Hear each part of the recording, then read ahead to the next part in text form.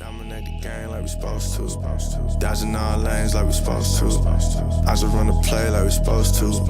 Gotta run it all like we supposed to. It's light work.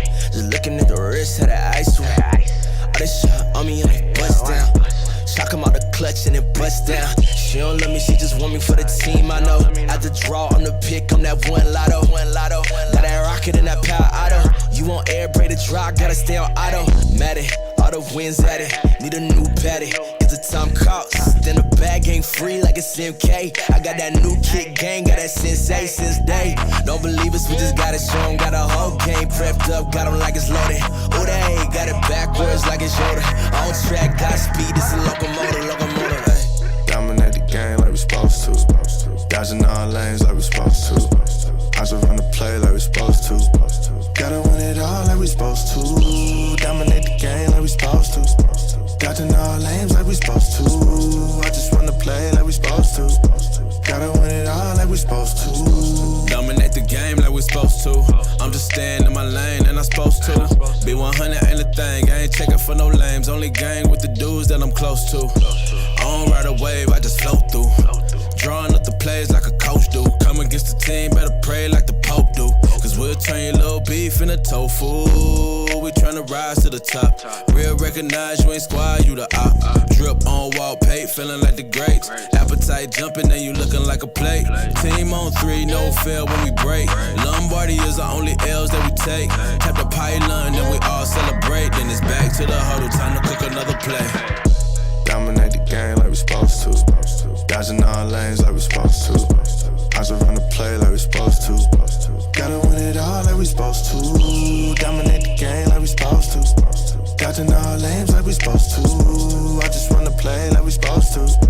Gotta win it all like we supposed to. Dominate the game like we supposed to. Dodging all lanes like we supposed to. I just run the play like we supposed to. Gotta win it all like we supposed to.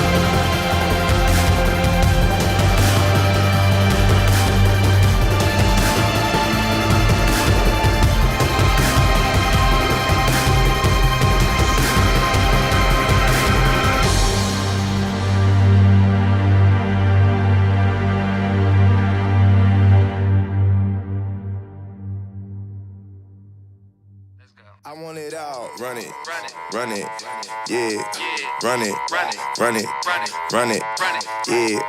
I want it all, run it, yeah, run it, run it, yeah, run it, run it, yeah. Ay. I want it all, run it, yeah, run it, ooh, run it, yeah, run it. I want it all, run it, yeah, run it, yeah, run it, ayy. I want it all. Low key, with the bag and the gold, put it all on me. Shawty want my time, but the time frame only from 9 to 3, oh. Yeah, I said that right. I'm the king, I'm the god that'll go OT, so I don't tell no lies. I deserve everything, all they took from me, but the flow intoxicated. Most of y'all cartoons animated. I need all of my split like a segregation. Irrigation from the way created, I'ma live and say it.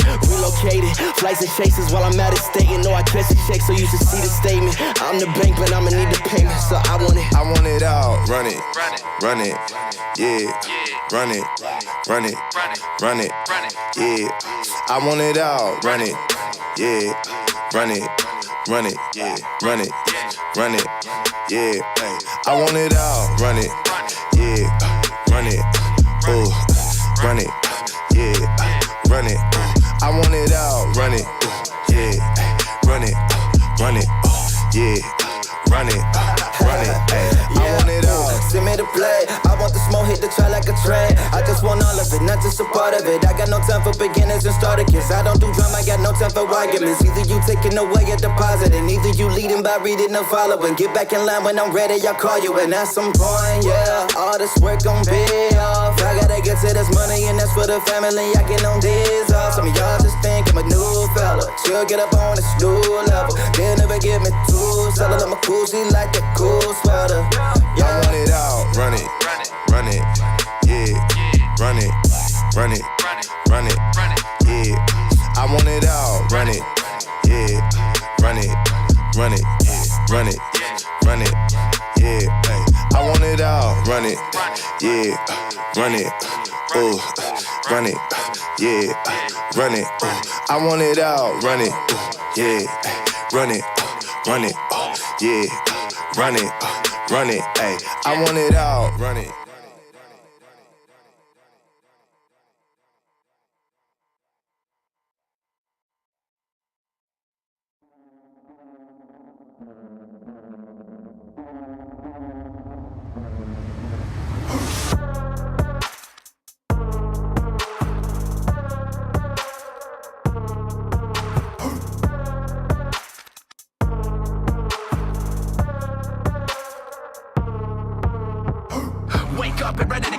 I'm gonna get hit hard, it's just sacrificing. Take on a challenge and take stance. I'm using the same hands that I roll the dice with. Day starts, I'm ready to break hearts. I'm ready to go hard, I'm full hard to fight with. No games, I'm ready to take names with the left and the right. They flip modes and crisis. Can't break me, can't break me down. No games, I'm ready to take names with the left and the right. They flip modes and crisis. Can't take me, can't take me down. You can feel it in the atmosphere, yeah, but the champ is here.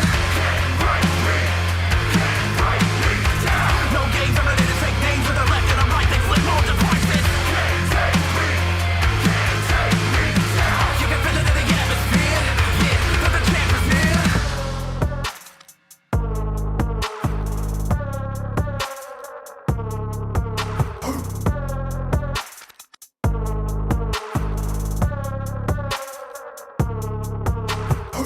Wake up and ready to get sore. I'm gonna get hit hard, it's just sacrificing. No games, I'm ready to take names with the left and the right. They flip modes and crisis. Can't break me, can't break me down. No games, I'm ready to take names with the left and the right. They flip modes and crisis. Can't take me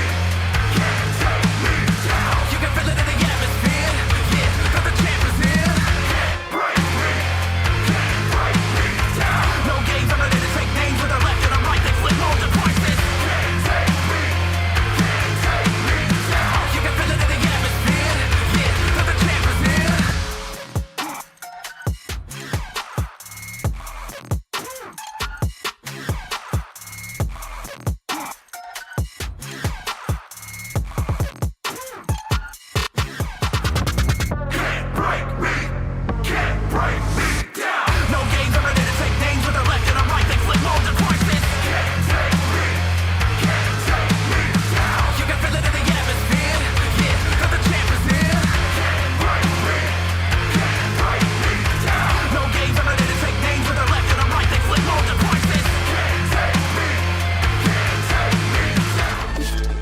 distraction.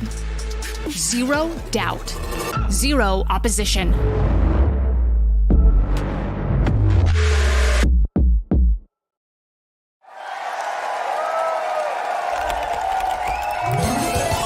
Red Bull gives you wings.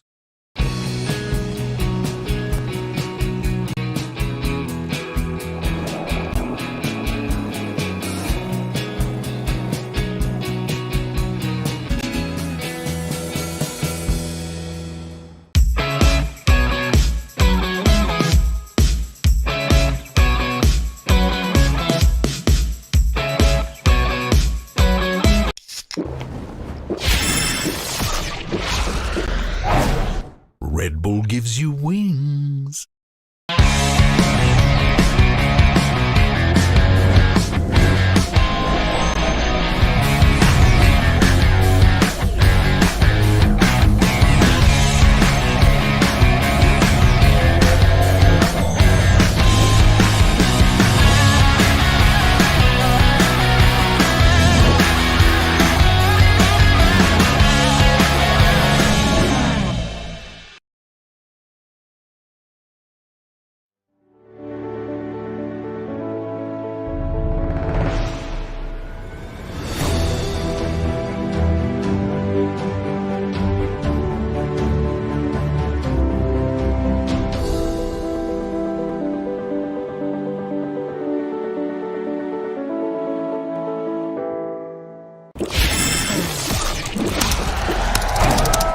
Red Bull gives you wings.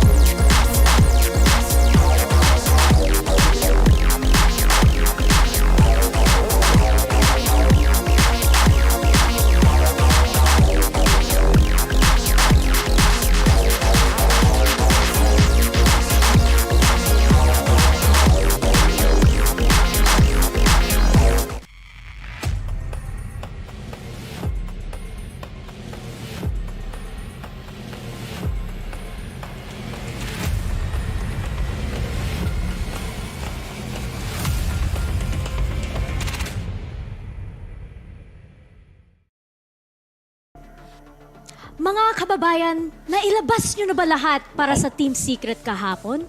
Kasi meron pa today, Day 3 ng VCT Pacific PH broadcast. Ako si Tita Mika Fabs at kasama ko ngayon, very dapper-looking gentleman today. Gotta be stylish. Mr. Nomad and si Benka, si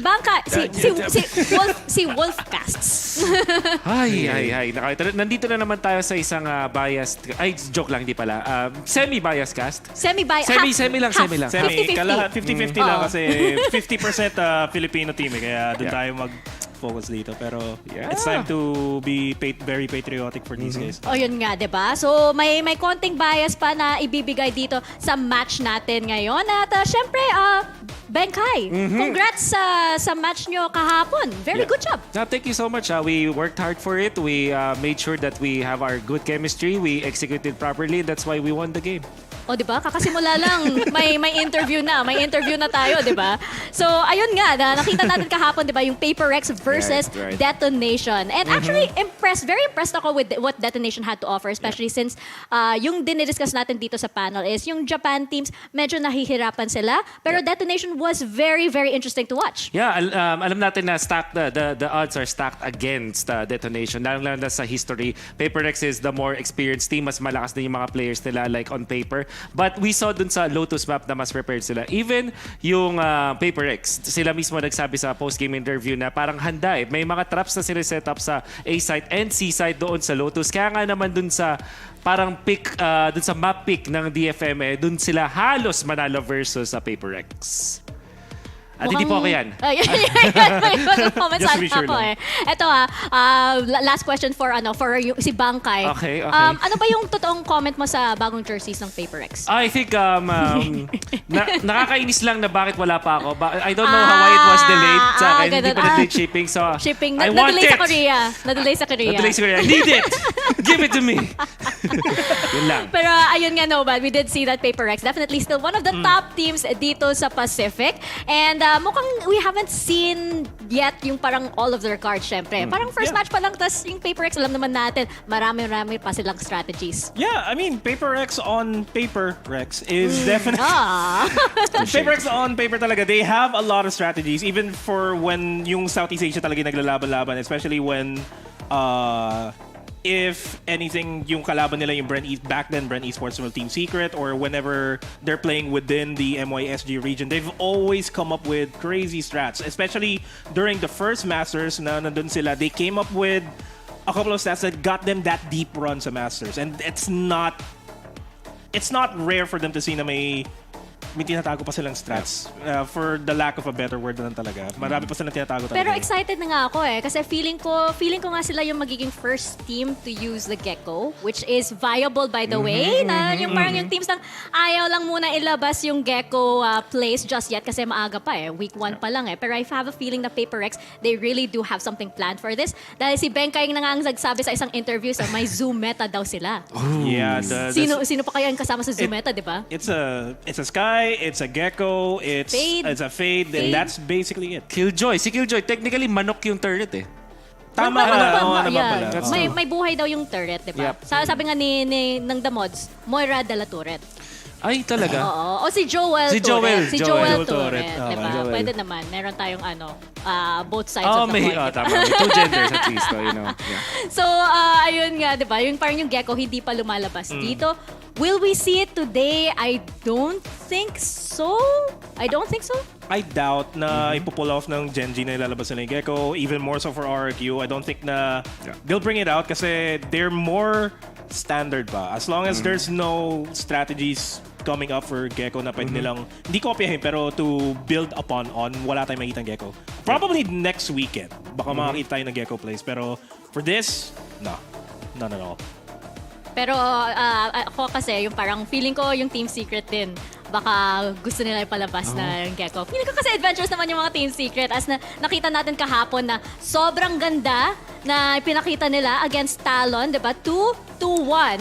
And na-reveal na nga during the interview na 4 days pa lang sila nag-scrim. 4 days pa lang sila nagpa-practice. So, bitin pa yung practice na. Bitin pa yan. So, wala pa yan for Team Secret. Yeah, actually, para sa akin na sobrang unbelievable na knowing na naging part na ako ng mga professional scene, hindi man sa Valorant, but I know for sure na 4 training days for a very big tournament, totally not enough. Dagdag pa doon yung stress na dinadala ng pag-fill ng documents. And honestly, ito, para mukha lang siyang simple na sinasabi natin na nakaka-stress na gumawa ng mga documents whatsoever, but in a setting na professional player ka, magnified yun. And I'm telling you, this is very true. So yung pinagdaanan ng Team Secret, tas ganun yung performance nila, sobrang nakagulat on my end na paano nila na-pull off yun, especially against a team like Talon. So sobrang almost near miraculous yung nagawa din ng Team Secret. I'm very proud of what they did. At nagulat ako, paano pa kaya kung wala na sila pinaproblemang ganun, di ba? I actually wouldn't say na it's a miraculous feat for Team Secret kasi kung 4 days pa lang ganun na kagad yung performance pinakita nila, it just goes to show na as a team themselves, they have the synergy talaga to make the best team that we have in Southeast Asia. Nay, Pacific, depende din sa results natin dito. And just looking at Dubstep's performance, just Gulit na si Dubby. Come at me, sabi ni Dubstep. Sobrang ganda ng performance ni Dubstep. Game number 1 pa lang, binalik na niya yung kanyang mojo. Binakita niya yung kanyang jet. The El Clasico. Map number 2, eventually doon, nakita rin ulit natin si Dubstep na mag-perform. And the entirety of Team Secret nung map number 3. Hindi naman sa bias na, pero durog Stats don't lie. 9-0 start. The numbers don't lie don't lie. Talagang rogue do ang talo. I was looking at map 3 din kasi Team Secret is good on the defending side on Fracture na ganun kaagad kalaki yung lead nila. Talagang na ako na, tara, it's time, mag-queue na tayo sa Valorant tapos na to.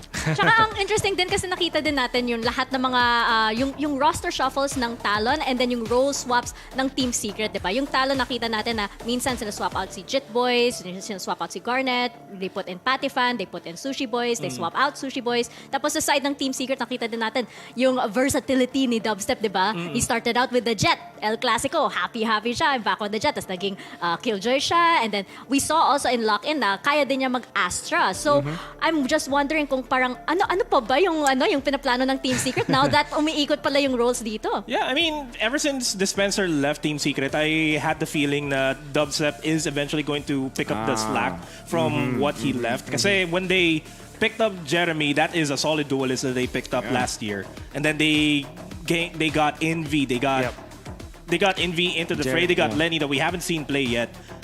Talagang Dubstep just ikaw na muna mag-shine. Ikaw na muna, Jeremy. Dito muna on the sidelines. Pero as soon as we saw his Jet come back, walang upas. Parang jet pa rin ng Pinas si Dubstep. I think it speaks to the leadership na at pati na rin yung trend na gustong gawin ng Team Secret. Talagang allow these new guns na trust them in the process na sila talaga yung magpapap. But eventually, may leadership factor pa rin dun si Dubstep and Jesse Vash, for example, na sabi nila, oy, ito yung dahilan ko bakit ako tinatawag na legend dito sa Pilipinas. Ito, papakita ko muna sa'yo, then next time ikaw naman. And I think that's very important na parang to boost the moral. Parang meron kayong war cry, kumbaga, dun sa mismong team ninyo. May war cry sila. May warbirds din sila. Exactly. And actually feeling Well ko done. yun din yun din feeling ko yung yung influence ni warbirds to rotate around the roles kasi more sustainable din siya so that you don't overheat. At ayun nga nakikita nga natin, ayan si Team Secret naka 1 win already dito sa VCT Pacific as well as Paper Rex. Congrats pala bang kay T1 and DRX. Mukhang malakas talaga yung mga Korean teams dito, so very interesting ang match natin for today which will have Gen.G. Yeah, Gen.G, RRQ. A matchup that's, honestly speaking, not easy to call. Kasi Gen.G and RRQ, if we're gonna be looking at the similarities between these two teams, round 1 dun sa lock-in, they went up against Brazilian teams. They both lost 2-0, and that's where the similarities end. Gen.G put up a better fight against Loud versus RRQ na it wasn't... I'm not gonna sugarcoat. It was an abysmal performance, map 1 pa lang. And if anything, Gen.G may just have the upper hand here against... No, not may. Gen.G will have the upper hand here against RRQ. Pero, we were talking about how RRQ doesn't have really a defined playstyle. It feels like RRQ... Yes? Wait. I-revoke ko ba ang PH card mo? May take two pa tayo naman, May take two pa tayo. Oo, kasi wait lang. usapan kasi half bias Kasi may pero ako dun sa sinabi ko. May pero ako sa sinabi ko. Okay. Pero with RRQ not having the defined playstyle, may chance na yung mga Pinoy players natin ang maglabas ng tunay na playstyle ng RRQ. Yung unpredictability ng Pinoy, yun yung number 1 thing na kailangan natin. Okay. Sige. Tingnan nga natin. Pero before that, tingnan nga natin na sila Wolf and Friends at Team Secret versus Talon Esports dito sa ating match recap from yesterday. We'll be preparing for today's matches, which is going to be an APAC day full of 3 APAC teams being featured in our 2 best-of-3s. We weren't ready for that. Now we're getting ready for the first match of day 2 here at VCT Pacific. It's going to be Paper Rex going up against Detonation Focus Me. Jing is here to receive, and off of the run it back, he finds value. Forsaken still alive, still online. The 5 finding even more. Paper Rex, unstoppable 5-1. Well, forget it. There's another flash and a big kill from Anthem. Oh my God! That's with the big one! That is going to be Paper Rex wiped out. It's happening! Oh my God! Oh my God. The 5 with the Guardian. 3 quick kills, and it's 5-4 for Paper Rex. Gate crash, but right now, they peek and Benkai onto a one-on-one. He's bagging for that teammate. Oh, a bit of a gate crash, but Anthem with the ace! Triple kill now, maybe the 4th, but Defy holds it down. Seeker sound and confirms it. Defy gets it halfway. He's sticking it. No way. Gets up at the right time. Defy 13-11. Paper Rex. They close this out 2-0. Ladies and gentlemen, it's time to meet the players as they get onto the stage. It's going to be match number 2 here in D2 of VCT Pacific. It's an APAC show-off between 2 teams. It's Talon going up against Team Secret. Dubstep up by Market 2. They are just holding it down blindly, and all it takes is a few more clicks for that flawless pistol win. Then it's going to be Envy and Jeremy. Everyone's been cornered, but Jit Boys hiding inside of the smoke. Here comes Fox. Here comes Jit Boys. And it comes down. Oh my God! The Samurai Chop! Everyone's positioned just to shoot that down. A bit of damage from Nanostorm 2, and here comes Pat, get that final headshot. And then here comes out the Viper's Pit, giving them a little bit of a breathing room, and here comes Fox 2 off of the other side of Yellow. 1 headshot though, and does he have enough time? I think he does. This is game over. A valiant effort, but alas. My ult's ready. gusto ko lang i-shoutout ang ating fellow Pinoy dyan sa main broadcast na si Quack na nag-shoutout dito sa PH broadcast kahapon. And good job on the Tondo Gaming. Very good. Very good. Very good naman. May effort naman siya. At ayan, nakita nga natin, Team Secret very dominant. Very happy din. Yung parang nakikita natin na high spirits ang mga PH boys dito while in Korea. Yeah, I mean, kita-kita naman sa confidence nila. Jeremy introduced the train to Tondo imbes na train to Busan kahapon eh. That just goes to show na this entire Team Secret lineup, kahit anong ibato nyo sa kanila, they will happily go at you 100%.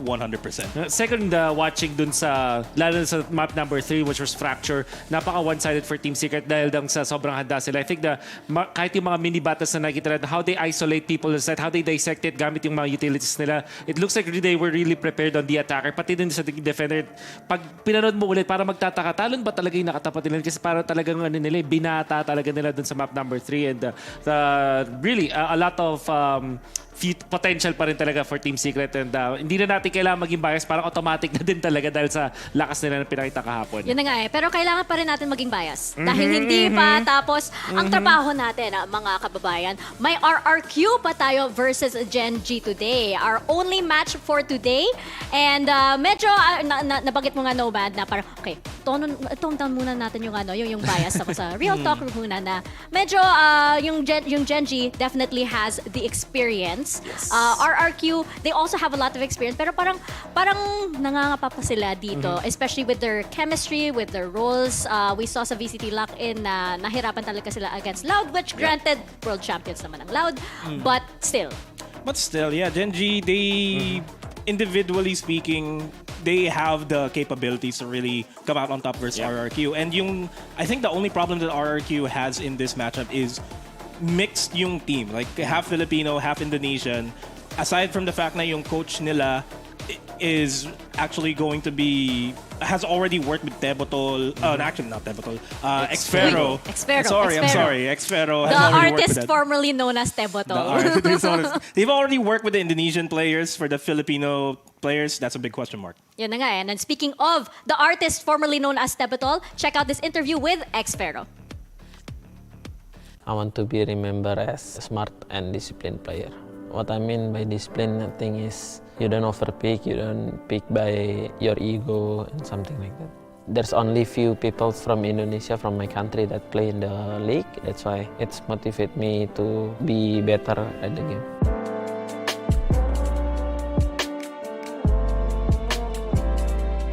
Hi guys, my name is David. My IGN is Xfero and I'm from Team RRQ. The first time I played VALORANT was when the VALORANT came out. I started keep playing VALORANT. Then 2022, I went to Champions with my old team. Then after the franchise came out, Team RRQ wants to trial me to join the team. And yeah, they accept me to be on their team. Xfero is a really important player for us, and in and outside of the game, he's the anchor.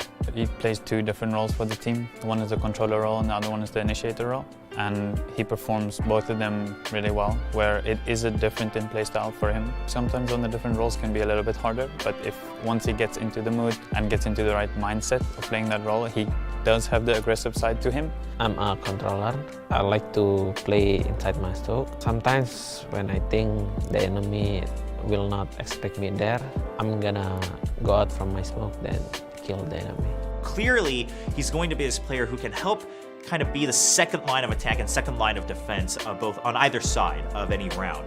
And the more we watch professional Valorant, I think that's the more important part, because nowadays, every duel is so good, right? Every entry is so good. They have the fragging power, but sometimes the opposing team can really shut down that one singular player. So then who do you have to rely on afterwards who can continue to get information and frag out, maybe get those clutches?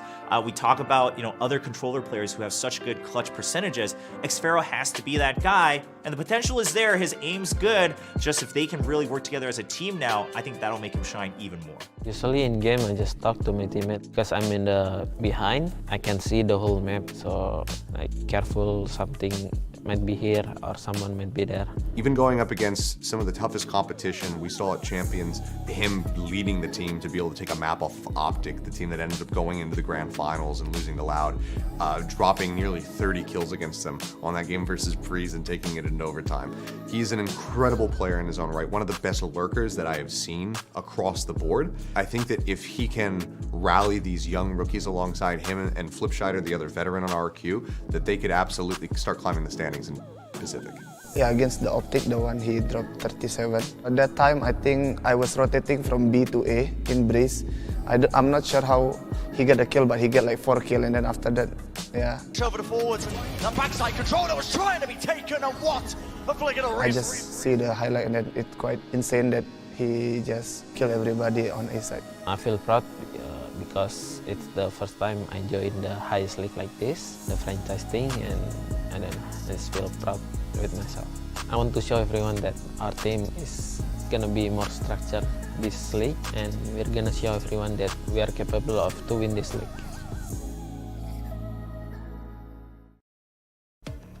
Napaka-memorable na nga ng performance niya nung Champions, hindi ba? It was actually his first time to play on a global stage, and he dropped 38 kills versus Optic Gaming, and this is a record for the most kills in a global VCT tournament. Bro, record holder pala to si Xfero eh.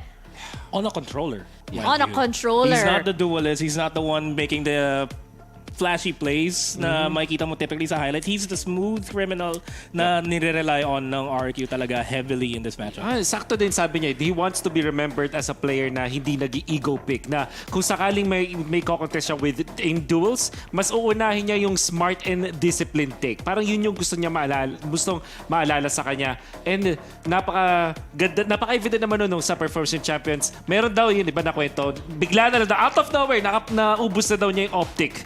5 na patay niya on a site. Grabe talaga yung RRQ, no? They're always up against, or at least, si Xfero, si Flipshider. Yung experience nila, kaharap nila yung Loud, tapos kaharap nila yung Optic. Parang medyo ang hirap naman ng mga ng mga katapat nila, di ba? Yung mga challenge nila, yung mga, ito yung mga world champions, ito yung mga talagang they took global titles here.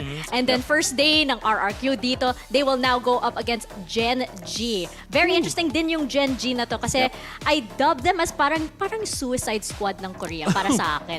Kasi they're very known names sa Korean region. Kaso lang, they're always the bridesmaid, never the bride. Diba? Parang umaabot lang, almost there, pero not quite dahil may vision strikers. Oo, yun yung naging problema kasi magaling ang mga players nila. They have a great franchise. They got the ingredients, kumbaga, for recipe to success. It's just that meron lang talagang bigger boss dun sa Korea, which now makes it so na itong VCT Pacific League, ang magiging tema niya for Gen.G at least is, paano nga ba natin ma-overcome yung ating katapat? How do we prove that we're not just the bridesmaids, kumbaga?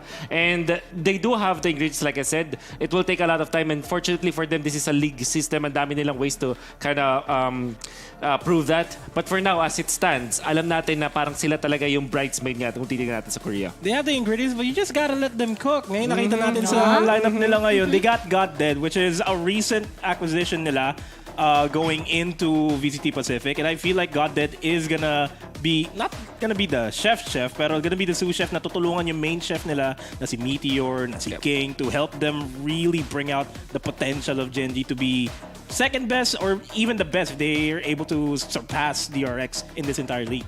Yun na nga of all the teams dito sa Korean region, nararamdaman ko yung gutom ng Gen.G actually. Kasi because of all the times they've been denied the championship, whether sa local league nila or whether sa international championship nila, parang lumaki lang yung gutom nila eh. And then this is a new team. Yes, 2-0 sila versus Loud, pero that was na 9-13 sa first map, tapos OT sa second map versus Loud, diba? If you can hold your own against somebody like Aspas, I mean, what does that say about you? Given na new team na nga to eh. Yeah, and lagi natin, I've already said this before yesterday na ayokong tignan yung i-judge yung mga teams, lalo na sa Pacific, on how they perform dun sa lock-in. Kasi it was a single elimination kind of battle, tapos parang hindi pa nga talaga na-figure out. I mean, I don't want to downplay lock-in whatsoever, pero ganun, para when we are judging Gen.G, for example, wag natin tignan yung performance nila doon sa lock-in alone. They have performed well the entirety of 2022. Magkaroon ng konting mga changes. In fact, hindi pa ito yung roster nila noong 2022. So, for now, let's judge the players as they are, and I know that they're great. They're gonna be doing well dito sa ating liga. Yun na nga eh. And I actually would love to be able to judge them in person sa Seoul, South Korea. Pero pwede naman yan kung mag-join ka ng Grab Only Buhat Challenge. You can win a trip to Seoul, South Korea to watch the VCT Pacific Championships live. Before March 31, 2023, mga kaibigan, you can win Valorant gun buddies, sprays, player cards, and if you're lucky, that trip to Seoul, South Korea to watch all of these teams live. Nakikita natin yung audience minsan, di ba? Marami pang mga upuan. One of those is for you. One of those is for you. Just scan the QR code on your screen. Ito siya. Bago na siya. Yun. Scan that QR code on your screen para makasali na sa Grab Only Buhat Challenge. And remember, you need to subscribe to Grab Unlimited, but don't worry, the first month is absolutely free. Grab Unlimited gives you free delivery every day from every store. Malay nyo, kayo na ilagay sa loob ng Grab bag ni Manong Rider at ma-deliver sa VCT Pacific Championships, so sali na. And remember to share all of our streams. Live tayo sa Facebook, sa YouTube, and sa Twitch for VCT Pacific. Mapanood nyo at ma-share nyo sa mga kaibigan nyo. Remember that it's Valorant_PH para sa Twitch, while Valorant Esports PH naman sa Facebook and sa YouTube. And special thanks, of course, to our sponsors, Logitech, Red Bull, Polo by Ralph Lauren, Grab Unlimited, HP Victus, and Zowie. Maraming salamat po for your support here for VCT Pacific PH broadcast na nagsusupport ngayon for RRQ versus Gen.G. Dahil nga, eto, pwede na tayo maging bias, hindi ba? Pwede na. Kung maglalaro si EJ, si Eman, si Tuge, wala na, 2-0 na to. Yun yung feel ko na number 1 na naglalak sa RRQ ng lock-in. Hindi nila nilagay yung tatlong Pinoy sa laban, kaya sila natalo eh. Yan na nga eh. Baka naman. Baka naman. Sir Kingmaker. Sir Kingmaker, baka naman. Shoutout by the way kay Boss Lan na nandyan sa Korea. Pero yun nga, we're gonna go to a quick break, and when we return, we're gonna come back with RRQ versus Gen.G.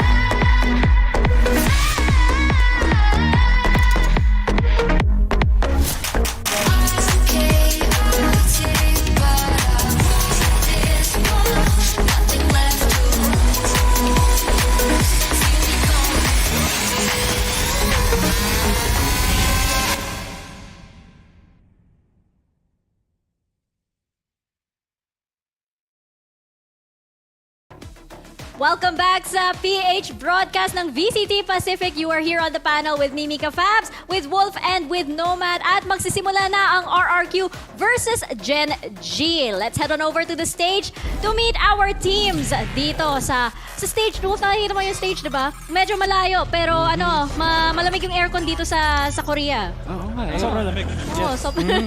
Aircon daw Parang Sabi nga ni Jeremy, di ba? Sabi ni Jeremy, Aircon. parang Pinas lang pero aircon. Oo. Yung ganun pala yung Korea, di ba? Pero eto nga yung RRQ na we were discussing na Yes. Siyempre, bias natin. Bias natin for today. Kaso lang yung parang very, very flexible yung mga players nila. Pero yun din yung problema Yung parang marami silang roles na parang wala pang hugis yung playstyle nila. Wala pang talagang form yung playstyle nila. And wala pa silang completely set strats that would really capitalize on the individual performance of mga players. Kasi you're looking at Xfero and Flipster that has been playing for a long time ever since nagsimula yung Valorant. They have been there at Masters. They have showed up to the world. Tapos bibigyan mo sila ng rookies onto Ge, onto Eman, onto EJ na staple na sila sa Pilipinas.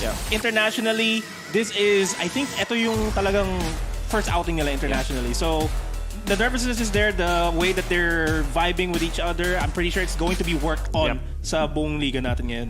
Yeah, before I say anything, by the way, gusto ko lang shoutout ang ating tropa nanonood, si Mr. Justin Villaseran. Ay, Mr. shoutout sa inyo, sir. Wow na wow sa'yo, Mr. Justin Villaseran. Idol Energy. kita. At laging tandaan ang hashtag GoVille. Hashtag GoVille. Yun.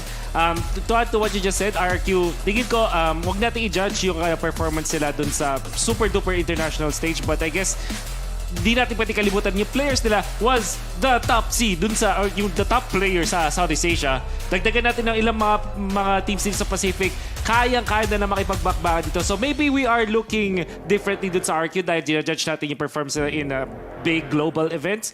Pero dito, sa Southeast Asia, baka naman kasi alam na nila kung paano talaga gumagana yung metagame dito at baka kaya nilang gawin. And plus points, kasi nakasuit yung nila.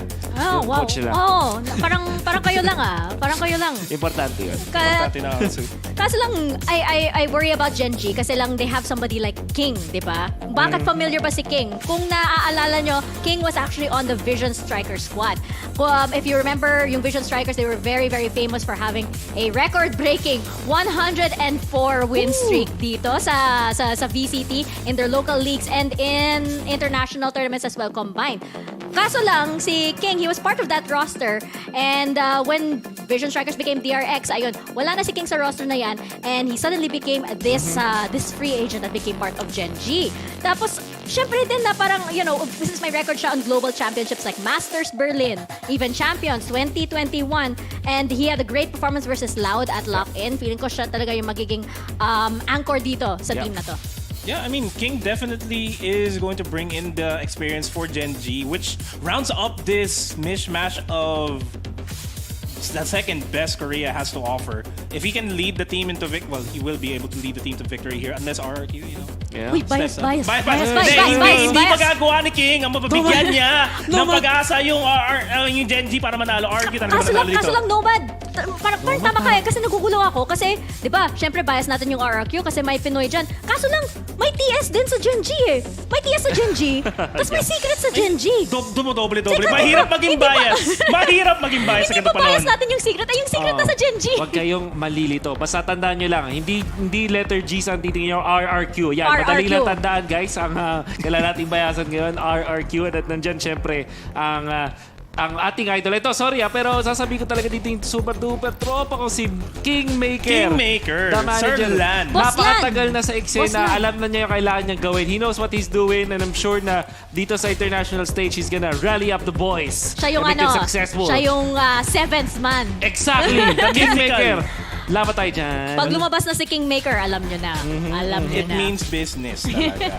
Pero ito nga, dito natin sa ating map select, I would actually expect Gen.G to pick Pearl, especially since meron silang si Meteor during their lock-in match. Parang he looked very comfortable with all of the angles dito. Pero it looks like Fracture ang magiging first map dito picked by Gen.G. Yeah, defenders ngayon ng RRQ in the first map. Do take note of that. Samantala, for RRQ, Lotus. Wow. Okay. This is a Redemption. shocker. Baka nga redemption art na RRQ to. Baka yung pinakita na sa lock-in, magtatago muna kami ng strats para sa Pacific. Nilabas nila yung Lotus. I'm pretty sure they're confident. Now, ito yung map pick nila. This was the 13-3 scoreline na nakuha nila sa FUT nung lock-in. Pretty sure they're gonna look different na. So, sinasabi ba dito ng RQ na parang, oy, joke lang naman yung nangyari noon. Para isipin na hindi sila magaling. Ganun ba yun? Is this the ploy? Warm up pa lang yan. Warm up lang yan. Diba? Unrated yun. Unrated. Right. Check ping, kumbaga. Swift play lang. Okay. What? So this means na Haven will be the last. This could look good para sa RRQ. We know na maganda naman yung performance nila. This is a map na mas titingnan din yung RRQ. Pero syempre, baka hindi naman napot sa map number 3. If Lotus... I'm trying to come up with something. Pero if Lotus goes to the ways ng RRQ, pag pumasok tayo sa Haven, we may have an RRQ. Even more so against Gen.G. Okay. But it seems like since map number 2 is Lotus, all that RQ needs to do is to make sure na yung map pick ng Gen.G ay matatapatan nila. That will be, if I'm not mistaken, that's not Ascent. Was that Ascent? What's the first map pick? Again, it's Fracture. There you go. Fracture and then Lotus. Yep. Sorry. Fracture. RRQ. Ayun, ito yung gusto kong comp. My personal bet dun sa comp when it comes to Fracture. I like the Cypher here. Ang dami makakover talaga. And of course, nandiyan yung Breach which will be common between two teams. But when it comes to their Sentinel, diba, na choices, in fact, wala nga Sentinel yung Gen.G dito. The Cypher will have a lot of value when it comes to securing the site from attacker's perspective and sa defender's perspective. Pero on the attacking side, sa side ng Gen.G, King performed really well on the Viper last time, and I feel like the rest of the composition is going to nawala na tuloy sasabihin ko. Magbibigay sila ng maraming rounds dito sa first half natin, definitely, kasi their attacking side is definitely execute focus heavy, execute heavy. Interesting din na yung Gen.G, no? The last time they ran Fracture, they actually ran Echo on the Neon. Eh, ngayon, it looks like they're running with something different. So, what we saw sa lock-in, at tama nga si Wolf, no? Erase. Mukhang bago na to for Gen.G. Is that going to be worrisome for RRQ? Or, sa kanila na ba to? Let's throw it on over to our casters to get on with map 1. Di ko lang kung kasing mahika ang meron paglagay ng tissue sa ilong mo eh. Pero kailangan ko yan kasi medyo, kahit man summer tayo ngayon, we still have syempre yung allergy season natin. Anyways, ako pala si Aster, kasama ko po ngayon si Honey Glaze. And ito na, natapos ng Team Secret kahapon, meron na naman tayong quote-unquote Pinoy team. Basta, alam niyo na RRQ representing Indonesia, pero nandiyan pa rin ang ating mga homegrown talents na maglalaro para sa atin. Noticing the players ngayon na papasok na nga at maglalaro for the first map dito ng RRQ, we have to get, and we also have here, syempre, sina Emma na maglalaro. So, let's see kung ano ba yung maihahandog sa atin ngayon ng RRQ dahil it's been a while since lock-in. At lock-in, parang sumaglit lang kasi yung buhay nila dun eh. Yeah, yun ang story natin mga before, diba, na ano talaga eh, it's all about yung single elimination ng lock-in na I think ruined a lot of the chances for these particular players natin. Pero, even before then, HG, nagkakaproblema na ang RRQ sa side ng team nila. Whether it's because of yung transition from a full Filipino roster to a mixed Indonesian-Filipino roster. What may be, hindi pa feel na nakakapag truly adjust ng RRQ. Yeah. So with that being said, HG, with Gen.G being their opponents, technically the second best team right now in Korea in terms of talent, kakayanin ba ito ng RRQ?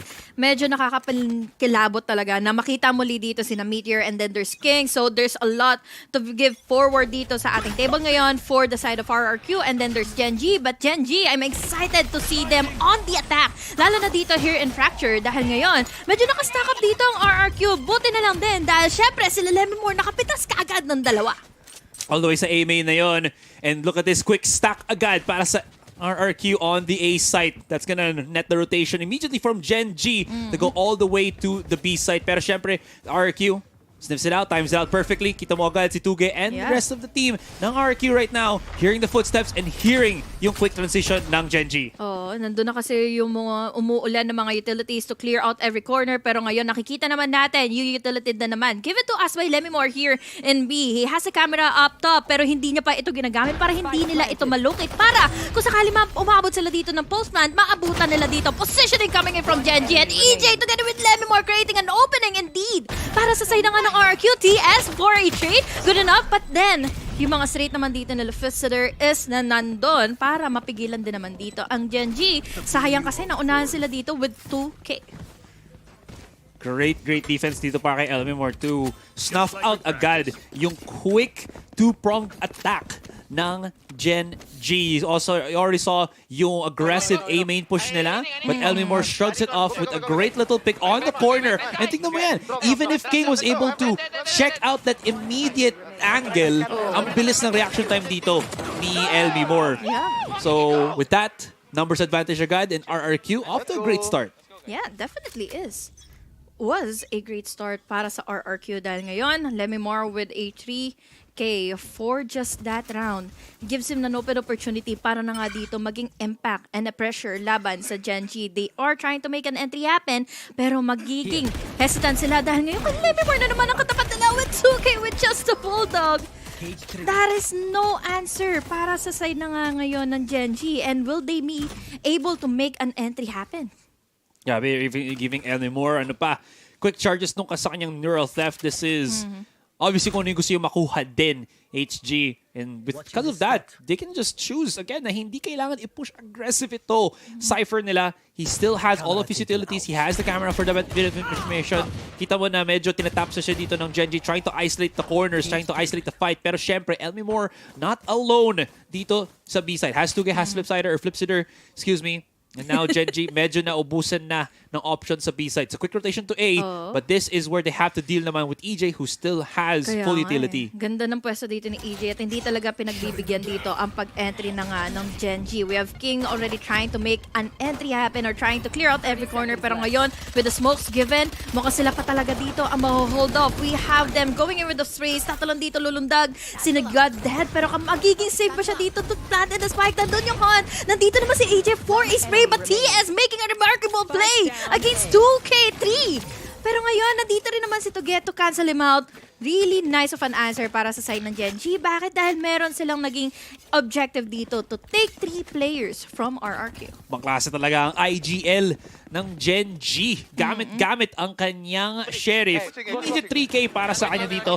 Very simple, very easy. Pero look at this. Marvelous hold din from Elmimore. Can see na deny yung plant ni God Dead dahil dun sa satchel, I believe.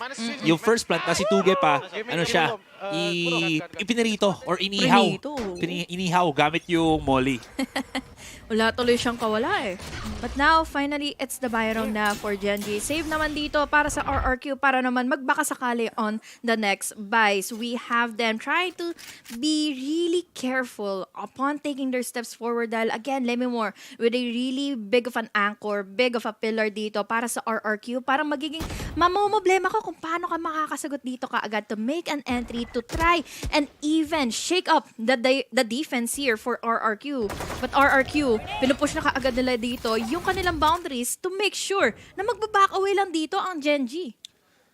Force back na yung Gen.G pero syempre, excuse me, because of that, tingnan mo agad yung quick rotation naman ng Gen.G all the way onto the B side. Meteor, napakalapit niya na dito sa corner nito. King forcing back yung fast rotation ng other defenders pero grabe naman yung flash ni Flipsitter. Nabulag sila ng kaduluduluhan and hindi makahanap ng opening picks ngayon ang Gen.G. Absolutely great delays altogether. RRQ pa, umaanangkada sa other side pa ng map. I don't think Gen.G knows about this because of the wall. Pero with 25 seconds left onto the clock, it's all about the hard contact para sa kanila. But this is too many angles, too many opponents to deal with. And RRQ, ibang klase ito. Breath of fresh air ang style nila ngayon. Definitely love this new kind of flavor na nilalapag ngayon sa atin dito ng RRQ. RRQ, they have a great defense pero we are expecting so much more para sa Gen.G. Dahil nandito naman sina Meteor, nandito naman sina King. Pero what is happening? Nati-takedown na siya, shutdown kaagad yung aggressive entries nila dito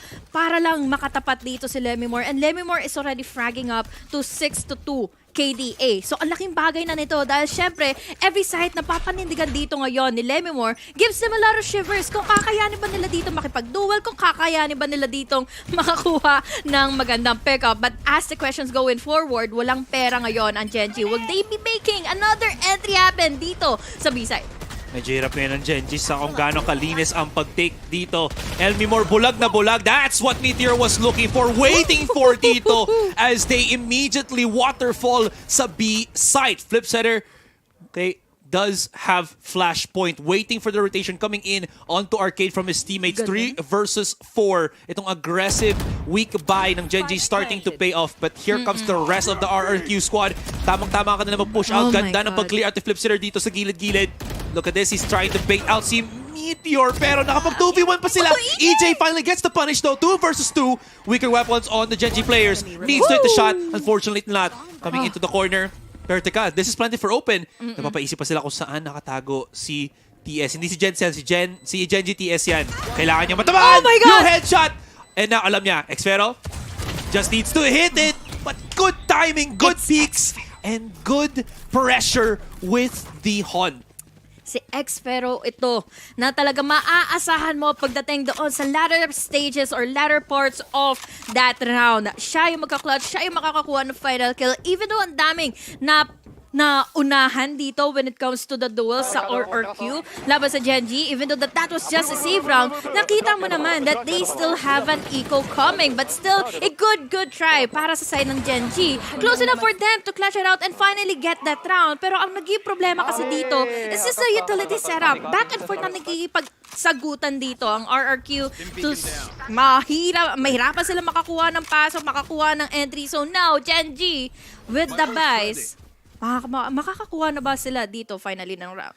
Back to the drawing board na naman sila. Back to square one eh. Ang problema naman ngayon ng Gen.G, kahit man maganda ka nilang buy round, they know they have to take the slower pace, HG. Kasi tingnan mo, look at what RRQ has in terms of yung ultimate nila. They have one only, but it's very impactful. Yan ang Rolling Thunder ni Flipsetter. So kung hindi nila na-timingan, and hindi problema kung nakikipaglaban kasi isang breach in defense, hindi mo alam technically kung nasan siya unless ma-force mo yung flashpoint niya. Kasi yung aftershock sa yung fault line, medyo malayo ang range yan, kaya hindi ka mapapaisip na nasa A siya, nasa B siya.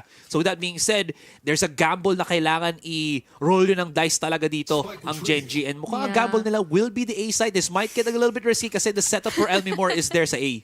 Yun nga eh. Ito na naman yung problema. Lemimore na naman ang tinik sa kanilang mga lalamunan ngayon. Matatanggal na nga ba nila ito with this buy round? Specifically dahil nag-aabang din naman dito with another rotate. Si Flipsetter once na may marinig siya, makuha siyang goal signal dito dahil ito na nga yung mga goal signal na binabato ngayon kina Lemimore para lang din hindi siya maging ligtas. Waiting all the way from drop. Pero ngayon si TS, he tried to make that cancel happen dito laban sa RRQ. Sa mga flank sila pero hindi pa rin talaga ito magiging pabor pa. Maulanan ng mga mollies dito ang RRQ. But then they're just backing away. This just playing for time dito ang Gen.G. Pero Gen.G with King goes in for 2, making almost a triple. Pero ngayon si EG na lang kaagad na natitira.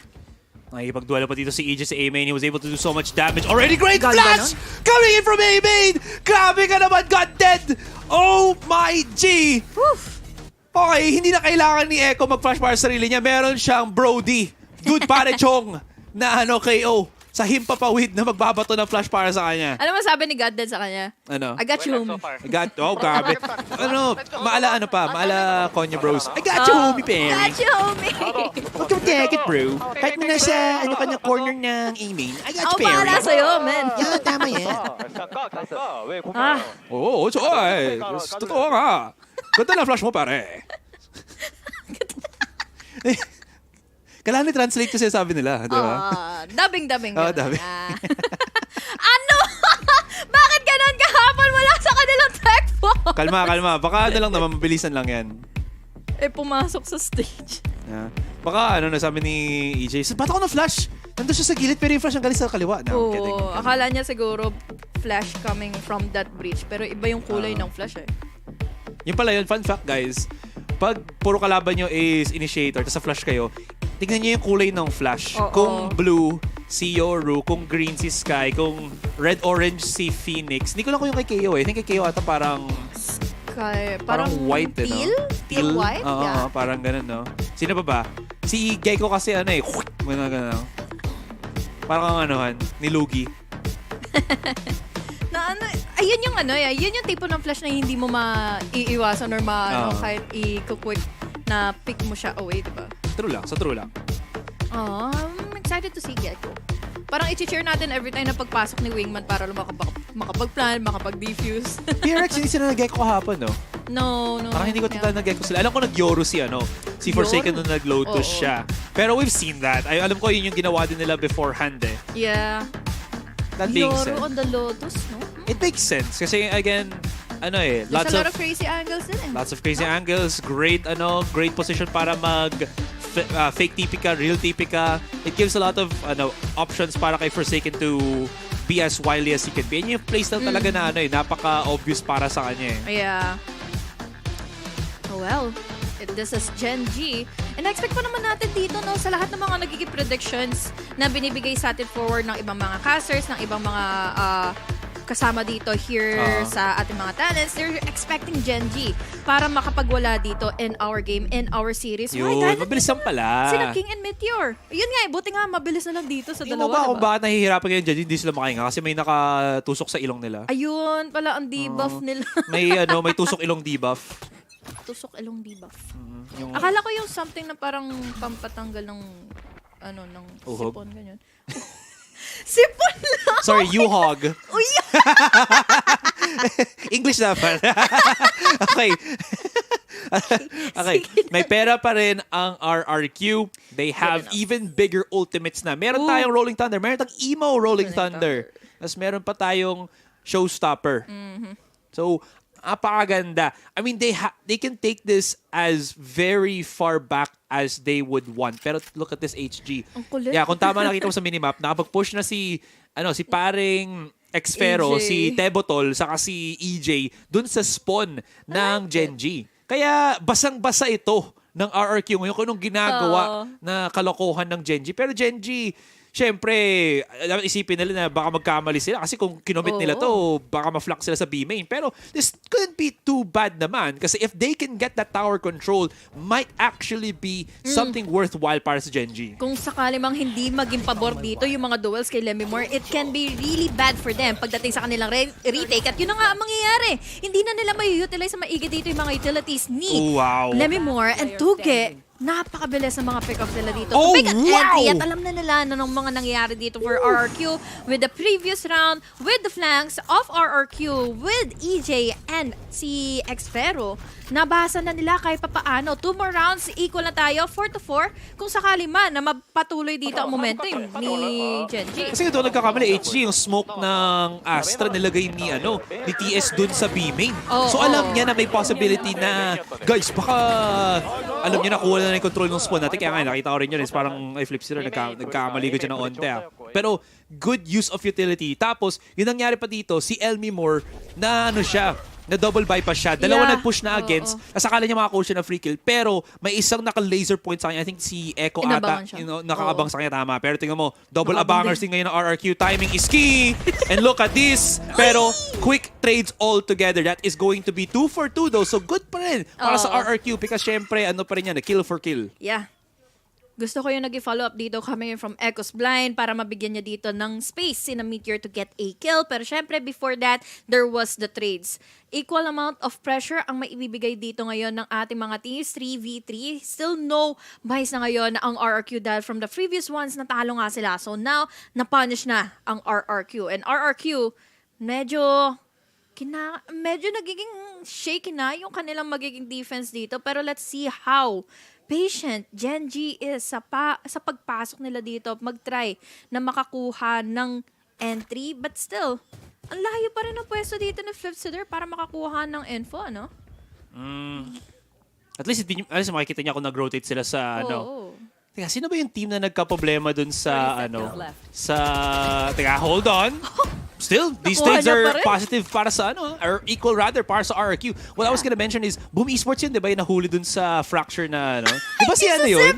Di ba sila Flipsider yun? Oo, sila. Ang dami nila nun. Ay, Echo. Okay, trade for trade pa rin. Pero alam ba ni King, Haring King, na yung kalaban niya nasa gilid. Pero it shouldn't matter too much.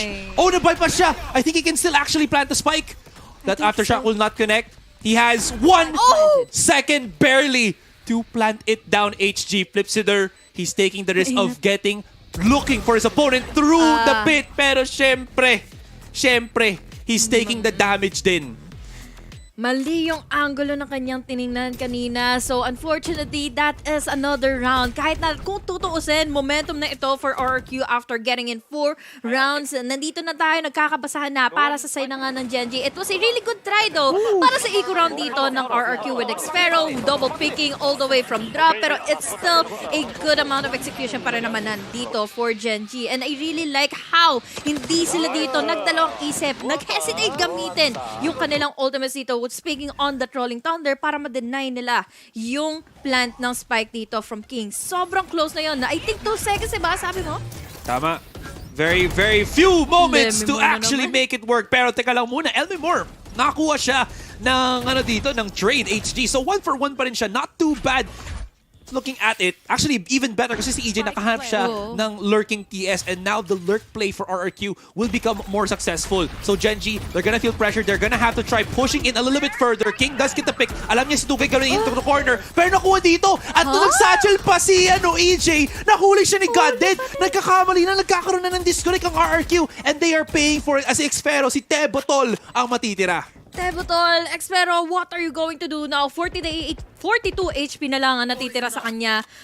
Pero ngayon, nahihirapan na kaagad sila ngayon na makakuha ng mga picks, makakuha ng pick-off dito. Coming in from the side of RRQ. But still, yeah, magsisave na lang muna sila dito. They need this round, especially for the side of Gen.G. But unfortunately, hindi ito magiging pabor nga sa kanila dahil RRQ, I think they're just really beginning to be shaky throughout the next few rounds natin dito. I don't know na kakaano na eh.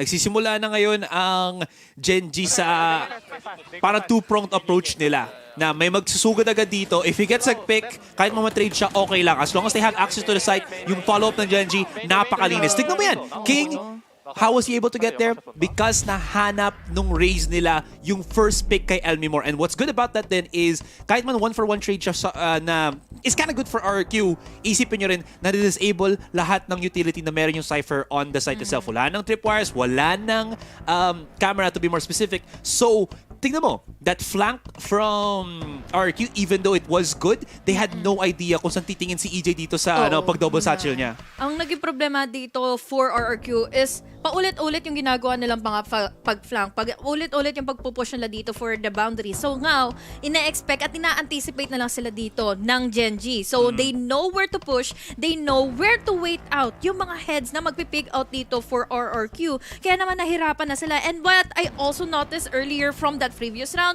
is nahuhuli si Tuge para makakuha ng double pick dito together with Flipsider. Kaya hindi nila na panalo yung round at hindi sila nakakapagbigay ng trade. So yeah, tama ka dun eh. Parang nag-disconnect na yung RRQ dito when it comes to their plays. Okay, I wanna step back muna and look at it from a different perspective. Yes, it looks like there was a disconnect, but I think what is dito for Gen.G is yung adjustment ng style of play nila. Nakikita mo na Gen.G is actually starting to lose more players at the very start, pero it makes, it's for a reason. If TS gets picked off, alam niya na nandun yung flank ng RRQ. If na-pick off dito again, yung pag-push up ni, si Pareng, Meteor, at least alam niya na nandun siya. And again, yung quick trades na meron dito on Gen.G, kasi I think they can't really find yung proper initiation or yung proper info gathering gamit si Godded sa si Echo. Kasi yan eh, yun yung mga initiators na walang pang-ping. Hindi yan Sova, hindi yan Fade. Yeah. So, they needed to adjust their playstyle. And tingnan mo ngayon, mas okay ngayon. Kasi nga, di ba, they have the initiator na may fault line. Ang kailangan nila is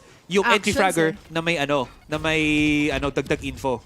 What I also like about the lineup kasi dito ng Gen.G, bukod nga dito sa race, nakakapag-disable kasi dito ng mga utilities ng Lemimorph. So, kapag papasok na dito ang players ng Gen.G, they know that they need to throw out their mollies, yung mga bombas nila dito para masira yung mga trip wars. So now, yun ba ang mangyayari ulit? Dahil at the meantime, nahihirapan ngayon makipagdistansya ang RRQ. They don't have any kind of bias ngayon, or rather, they have 4 buys ngayon. Si Expero lang with that Phantom na na-save niya from that previous round. So let's see kung magkakaroon ba sila ng worth it connection dito laban sa Gen.G. As Gen.G, nire-respeto pa rin naman nila yung RQ dito. They are being disciplined. Pagpasok!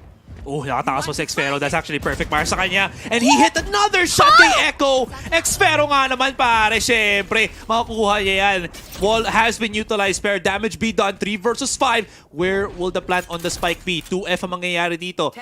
What utilities, what ultimates will RQ have on this retake? They're using Gen.G, using everything they have just to get things started. Pero this flank coming in from TS is going to be absolutely crucial. Kasi si Elmimore, hindi niya nakita to. TS has opportunity to go around and start that ball rolling. Ang bagal ni Lemimore dito para makita na nga yung flank. Pero feeling ko kasi naramdaman niya na rin kung saan magagaling dito si TS. Kaya naman si TS makakapanglaso ng akin na EJ. Makakaisa pa nga ba siya dahil nandito na si Goddead together with Midier for another trade. Wow. Lemimore na lang kagad na natitira. It was all going all over in favor of RRQ.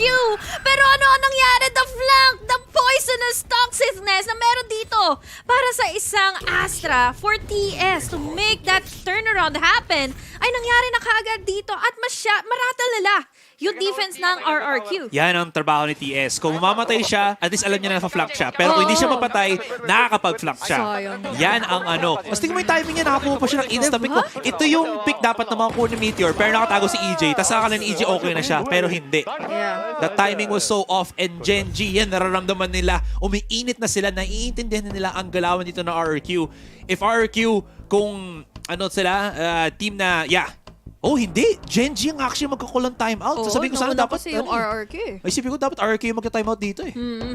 Wala, nahihirapan dito ang RRQ para matunton kung saan ba pumapwesto at rotate na kaagad dito. Tumutungo si TS, and I love how they just really connected all of those blinds para magkaroon nga dito ng opening si TS na makakuha ng mga pick-offs. And RRQ, I really think na nagkaroon na nga dito ng pag-shutter when it comes to their defense. Nag-crumble through na kaagad nung nalaman nila. Nung nalaman na ng Gen.G na display ang pwede pala ditong makakuha ng pick-offs laban sa RRQ. So what can RRQ do para manatili pa rin sa kanilang movements ngayon? Dahil nauna na sila for the first 4 rounds eh. Hard to say din kasi kung ano yung pwede nilang magawa at this point eh. Mas nagiging cohesive na yung thoughts to action ng Gen.G dito. Like yung pagkaka-read nila sa kalaban nila, natatranslate na nila into actual physical round wins. Pero at least with RRQ, they still have a lot of options din naman. And to be honest, HG, alam na natin na historically Fracture is an incredibly attacker-sided map. So, and with the compositions nila RRQ dito, that is all about talaga offense, it's not a bad thing na it's 4-5 as of the moment. They still garnered yung 4 rounds na yon. Meteor, where did he pop off? All the way through drop, and he's isolating the corner onto A main. Hindi sila mapag-push up. There is the knockout onto Expero. Expero, makapagtago ba siya? Grabe, this smoke, letting him survive. Okay, Expero, pero amoy na amoy siya ng dalawang players ng Gen.G 3 versus 3. Goods enough still para sa side na nga ng Gen.G dito na malaman at matumpok kung nasan ba dito nagtatago si Expero. Pero tatlo pa rin naman ang natitira dito for RRQ. We have now the smokes initiated para makapasok sila dito for i-retake. Kasama na lang din ng Mental Step, and that is a good entry na magbumula na ngayon. Kinutuge, pero King is still up there on his throne, getting in enough kills para hindi na nga dito makapag-retake pa ang RRQ to get the last man remaining. There is a 1v1 situation, pero pinaglalaro siya ngayon ni King na nagmamadali na rin to get in a pick, pero nandito na rin naman na si Tuget trying to make a defuse happen, pero he's sticking it! He's trying to stick it, pero hindi! Para ito mangyayari para sa kanya dahil minanalayi siya ni King with a 4K at King na naman na makakakuha dito ng clutch. 2 rounds na silang may lead ngayon laban sa RRQ at tuloy-tuloy ito laban sa kanila. Translate natin yan, HG. Ano ang king sa Tagalog? Hari. Ano ang king sa English? King. Hari, king. Hindi ka nasusundan kasi mas masakit, mas mas Okay. delikado yung akin. Ikaw na lang. Isipin mo to, HG, napaka-clutch ng position na ginawa ni King dito. This is incredibly disadvantageous para kay King. Kasi syempre yung plant ng spike. Anyways, teka lang muna, mainit ang mangyayari ditong labanan out in the open. Nakikipaghariba, cha-cha-cha si EJ. At siya ang matatapilok. Nandito na rin dito sa back of the site si Tuge. Mag-isa. And kumakagat gamit ang kanyang sheriff. Tumpak gamit ang sheriff. 2 kills para sa kanya. Gives an opportunity for the flank from Elmore at Xfero. But this is a two-pronged approach or one-pronged approach all the way sa B main. One check is going to expose them. Pero because of the smoke, maybe they can go for this quick peek. Naku pa nag-camera siya, alam agad. Ayan Alam na. na nga. I smell you, I hear you, I see you. Spray! Yan ang ayaw natin makita. Si Meteor, handa na siya. There's Xfero. He will miss the beat. And kung last round si King, this time it's Meteor, 4K. Nakipag-testing the waters ng pala sila dito earlier on dito sa half na ito laban sa RRQ. RRQ, yes, nakuha nga nila yung first 4 rounds pero hindi na nila pinagbibigyan muli ang RRQ na makaulit pa. We have them really connecting all their utilities, lalo na pagdating na nga dito with the gravity well given to us by TS. So alam nila, in-anticipate na nila kaagad yung pwedeng maging push dito, yung pwedeng maging asim moments dito from RRQ. But then, Gen.G, they really just know what to do. The moment nga na narinig nila dito yung cam is the moment for them to make a pick happen and they phrase yung mga naging free fire nila all the way from B main. So now on this last half or on this last round for this half, kakayanin pa rin ba ng RRQ yung mga entries na ito na ginagawa ng Gen.G? Ito yung naging problema din ng RRQ eh. Once they stop getting the consistent rounds, parang nakita mo na yung pag-spiral nila ng onti din. To be fair, a lot of the rounds now na nakuha ng RRQ are save rounds din. So, syempre pwede sila ibuli talaga dito ng Gen.G. But, yeah, true. That is still not going to be enough. Kung kalaban mo ang Gen.G, medyo baligtad ang ating dito, guys. 7 points ang Gen.G, hindi ang RRQ. Babaligtad rin natin mamaya. Any case, just to clarify lang, baka nag-iisip kayo anong nangyari dito sa scoreboard natin. Pero, like I said, this is looking a tad bit difficult para sa RRQ to bring that ball back. Pero what is good here, HG, is at least they're coming into this round with a bye. Now, I'm wondering if they're going to risk an operator. I do know, obviously, RRQ, they're also a team that has duelist players and specifically, aside from duelist players, sniper players. I believe EJ plays it. I think Elmi Moore plays it. Flip shooter, hindi ko matanda kung nag-off siya madalas eh. Oo nga. Pero in any case, more on at least, more on clutches si Flip, diba? Pero at least alam mo na may sniper capabilities dito ng RRQ. Will they risk it? Honestly, I don't think it's a bad thing right now. The flanks from RRQ aren't really working as well. So baka ang option nila dito is to stop na lang yung pag-push ng Gen.G, and what better way to do that with a good sniper rifle if may pera sila with the loss bonus. Yun nga, sa mga flanks nila, hindi tuloy nagiging pabor yung pagpunta nila dito, yung pagtungo nila for those retakes. Kaya nahihirapan sila dito. The point na walang tao sa site is also the point kung saan pwede na dito maging comfortable ang Gen.G to make that post-plant positionings happen, na mapin down nila dito yung bawat sulok na papasukan na ngayon ng RRQ dahil it has been happening for the past couple of rounds at paulit-ulit ayun. Oh my God. Na-cancel at na-deny yung aggression dito kapag yung PJ at magiging sagot naman ni Venturous, yung showstopper niya ahora mismo at Echo all the way from tower was able to dominate that space further on. Tatlo na lang kaagad ang natitira dito for RRQ. Make it 2. Ako, ramdam mo na natataranta si EJ doon. Nag-double satchel siya pero na bamboozle. Yan ang isa sa mga hard counters ng Raze, guys. Kung na-timingan mo ang star ng Astra, paano siya makapag-double satchel sa Gravity? Well, syempre, diba? Xfero, 30 HP. Nabulaga na siya, nanade pa siya. Accept your fate. Yun na lang. Hands up. Ang kamay, iwagayway. Say goodbye. Say goodbye. Wala eh. Sayang eh. Ito na naman yung flank. Ito na naman yung makakapag-push sila dito. But unfortunately, yun na nga lang din ang mga nangyayari. Pero pakinggan muna natin ang ating mga host kung ano ba yung tingin nilang nangyari dito for RRQ.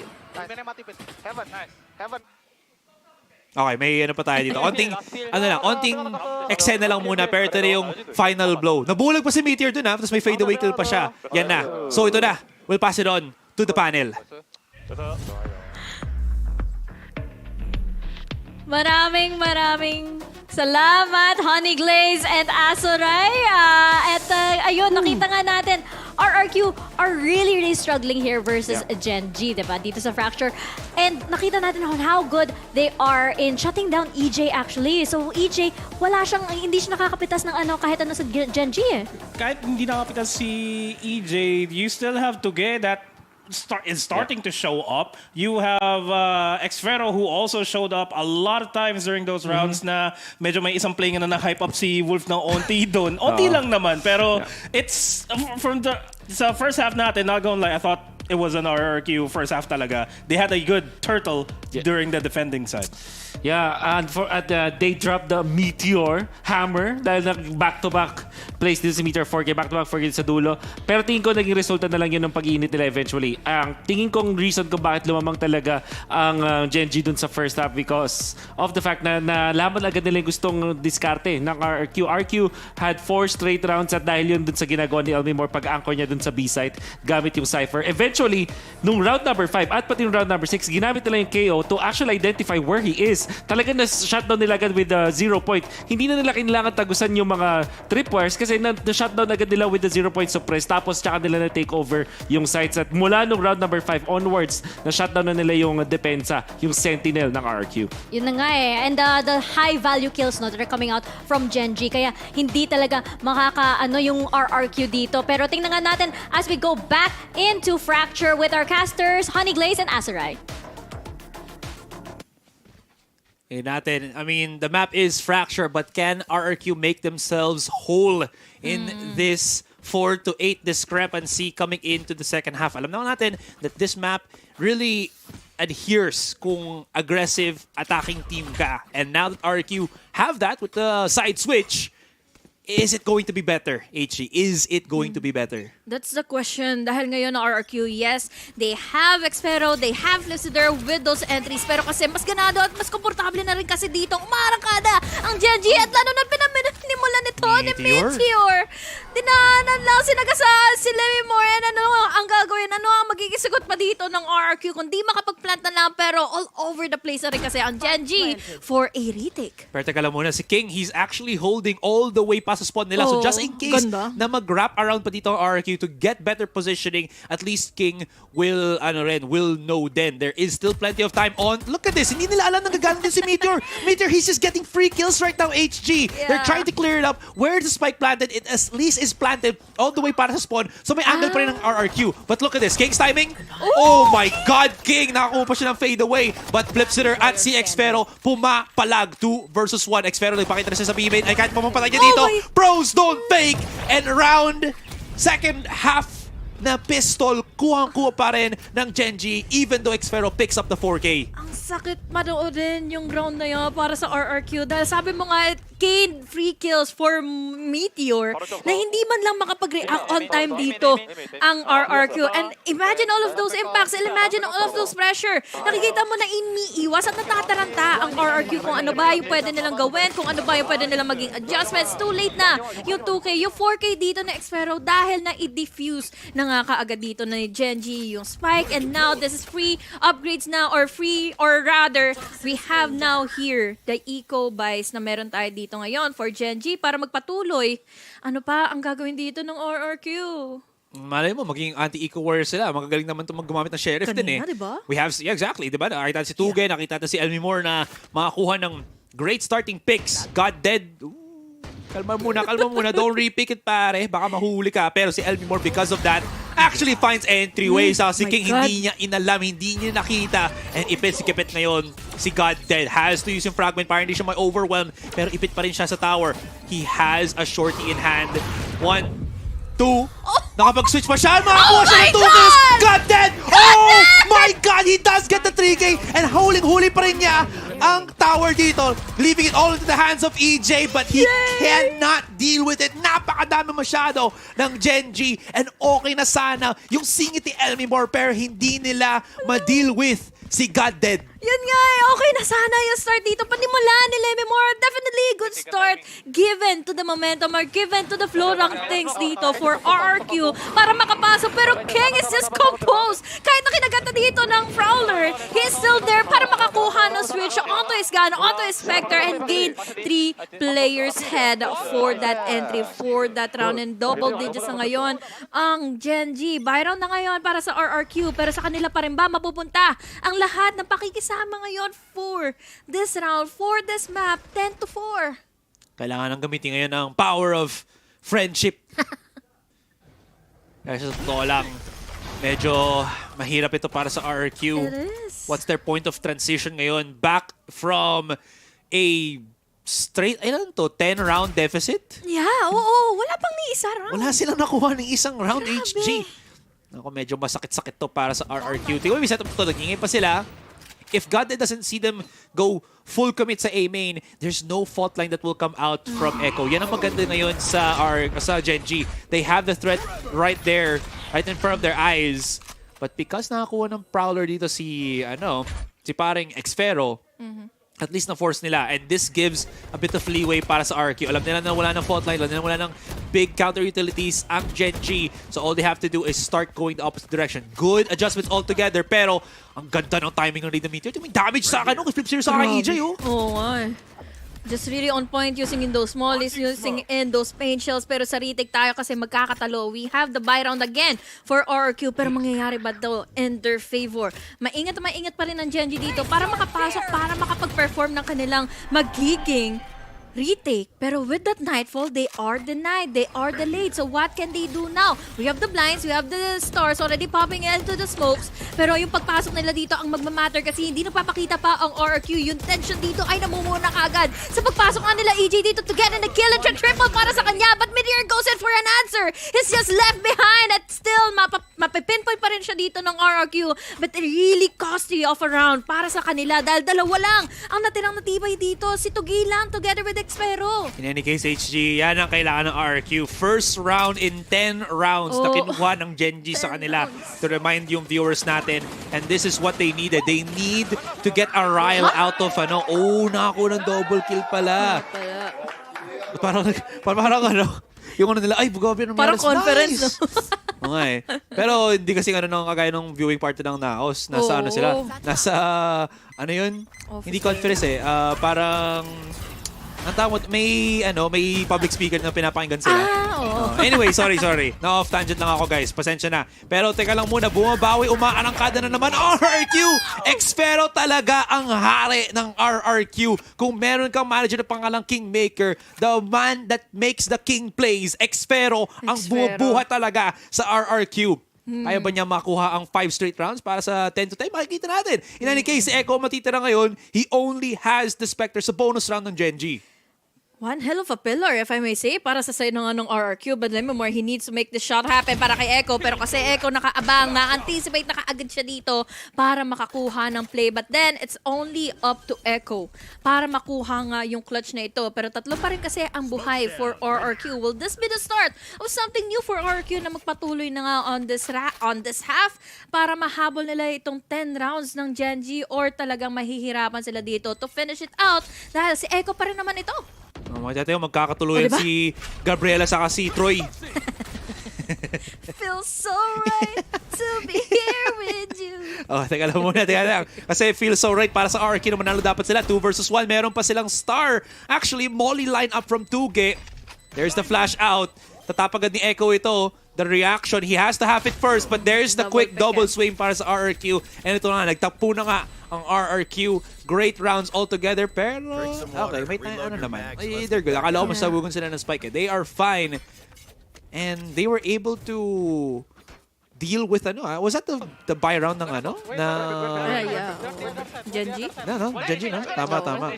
So huge talaga. Huge momentum swing para sa RRQ. Definitely. Sinimulan kasi ito ni Xfero, nagpatuloy ito with Tuge and syempre Sila na yung naka-finish out nito laban sa Gen.G. And unfortunately for Gen.G, yeah, they are punished. They are down to an eco, pero hindi mo pa rin madidisregard eh. We see popping off heads with just the sheriff. So, kailangan disiplinado dito ang RRQ. Kailangan nilang respetuhin kung ano yung potential na itong meron for Gen.G and their holds. Dahil on the meantime, nag-aabang na kaagad dito si Meteor for any pushes that may be committed all the way from A main.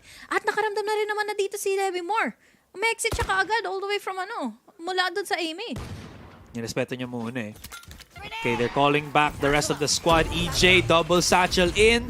Clearing it out with the fault line. Nice use ng fragment na naman kay Goddead. Timely para mahigil na onti sila dito. Pero Goddead, nako po.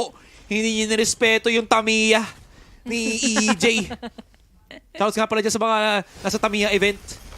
If you know, you know. If you know, you know. Anyways, 4 versus 5. Hindi pa tapos. Flipsitter, siyempre, tutulong din siya para sa kanyang komrada. And King actually is holding on to tower, but this is not looking too hot na para sa Gen.G. Elmimore has left one of his camera on outside of B main just to make sure na walang nagka-flank dito. King spotted out. Wala siya magagawa. Flash is pushing him back. And King, okay, may frenzy pa rin siya. Kumakagat ng onte. They haven't really planted the spike just yet. And baka makahanap pa si Meteor dito ng couple of kills. If he does, this is not too bad para sa Gen.G. Timing is going to be very crucial. And finally, Elmimore shuts down King. So wala nang at least iintindihin sa tower. It's all up to Meteor. With just the Sheriff, nabigyan niya na din ng couple of kills or couple of HP dito sinutuge, pero kasi nahabol at alam na rin kasi kung saan siya manggagaling pa. So na another round goes to RRQ. Magpapatuloy na muli ito for, I think, for another, we have another buy kasi dito for Gen.G. So let's see if this can be still an opening para sa RRQ. We can see their entry is really viable pagdating sa mga Frawlers dito given to us by Xpero. And Xpero, nung nalaman mo on point and momentum or nagkaroon na siya ng momentum, nagkaroon na siya ng popping up potential, nagtuloy-tuloy ito para sa side ng RRQ since there's also the pillar called Flipsitter to make those entries happen para kina Tuge and EJ. So now, 3 more rounds para sa RRQ na matapos na kaagad ito. Gen.G. King, may Viper spit siya. Is he actually gonna try to utilize it? Grabe naman si EJ. Walang katakot-takot, pero okay, good idea for EJ. Problema, siyempre hindi siya nanalo ng fight kay Meteor. Ang problema din doon, dahil sa may double start na nilagpasan siya, obviously, hindi makakapag-follow up yung teammates niya. Around ng benta yun ng A-main eh. Ito na, nagkakaproblema na naman ng RRQ. They need to resuscitate the situation, HG. Pero finds a little bit of leeway sa B main, but they haven't actually garnered any control whatsoever. 3 versus 5. Tingnan mo, si TS, wala man lang kakukurap-kurap. Alam niya na may possibility na makapagano pa. Reposition. Tapos naka-double naka-double up pa si King dun sa si Echo. Iiwanan nila si Tuge na mag-isa dito. Pero thankfully for Tuge, nasa kanya yung spike. Yeah. Pwede niya pa rin ma-isolate yung mga fights dito, pero pagbibigyan ba siya ng Gen.G? Kukulitin ba siya dito ng Gen.G? Mukhang magsisave na lang siya dito on this very cheeky of at corner. Pero kasi kung meron pang worst case scenarios dito for Tuge, hahanapin siya dito, ipupush out siya dito ng 3. Malapit na nga dito here in B. But then again, it's 30 seconds remaining na lang dito for RRQ. It's really sad to see for them to just save up this round. Dahil wala na rin eh. Ang hirap na rin ito eh. Kompleto pa rin para sa Gen.G. And ang nalaman natin dito, na na-witness natin, parang isa-isa silang pumasok. There's no trade-offs. Well, EJ does that a lot naman din. You did see how he was able to utilize that nung B. Pero syempre, change of scenery. Nung tinry naman sa A site yun, okay sana. Problema, kahit man, I think natamaan si Meteor ata ng fault line, pero nasa tagal nung distansya, nawala yung stunt, yung kankas kay Meteor, kaya I think nakapalag pa siya. Either way, I think we'll probably see the replay dito just to make sure kung ano yung POV ni Meteor sana. Let's see. Ayan. Ay, hindi pala siya na-stun. Yan ang problema para kay EJ. Kailangan ma-stun siya. At least kanina kasi, nung si Goddead naman in the previous round before that, na-stun siya eh. So, may chance talaga si EJ na makakuha ng good forward map control. Or good forward, map control. Isa-isa sila nang pumapasok dito to get an info. Pero nakaabang kasi dito kaagad ang Gen.G with the double picks and even the crossfires. But now, RRQ, they still have the buys. Pero kasi ang problema nito, kung matalo sila dito for another round, Gen.G, they still will make makakuha na nila kaagad dito yung match point. They're trying to make an entry, pero will this be worth it? Lalo na they are already inside. Inaalagaan nila yung mga sarili nila dito for Gen.G dahil alam nila may Rolling Thunder dito sa Flipsider. Yeah, napakadaming Nightfall good pa. ultimates na meron dito. Actually, both teams, to be honest. Nightfall on to King. Pero syempre si Goddead, pinaka-importante dito, may null command siya. If he can get close enough, that's going to be huge. Pero mukhang medyo mainit masyado ang RRQ sa paggamit ng ultimates nila. Tapos wala silang mapunish. Nag-rolling thunder na si paring Flipsider. Wala pa rin siya nakuha. Si EJ, gilig-giliran. Sige nga, i-ano mo ng aftershock mo. Pero hindi nakuha siya ng stun. Diyos ko, dahil si Flipsider na lang matitira all the way sa B-main. But maybe because of the smoke, makakuha siya ng pop shot. Hindi mangyayari yon. At makakuha tayo ng match point na para sa Gen.G. It was a match point because of how...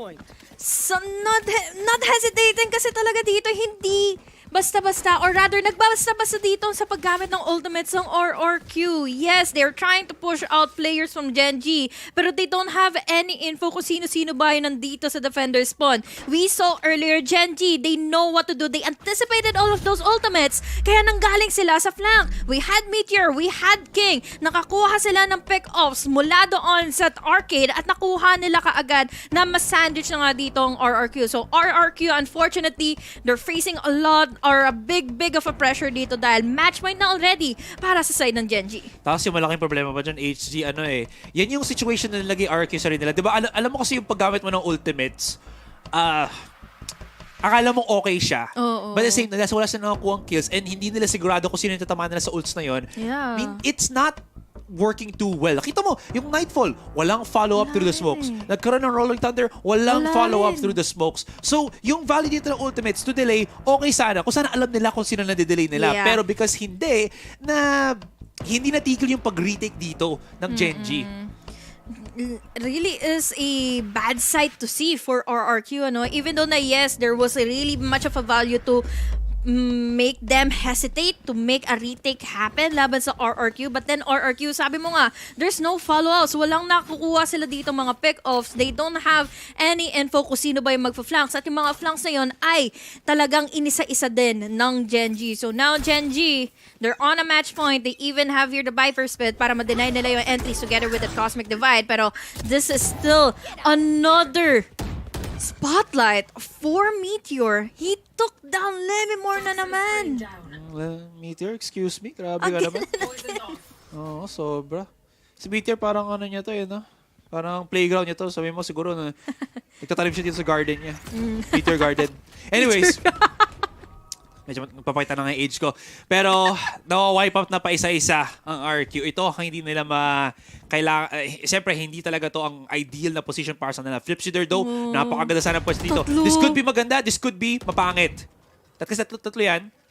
If you can find one. I don't think he was actually spotted. Good tag altogether by TS. Pero teka lang muna, nag-aftershock siya. But they can't follow up.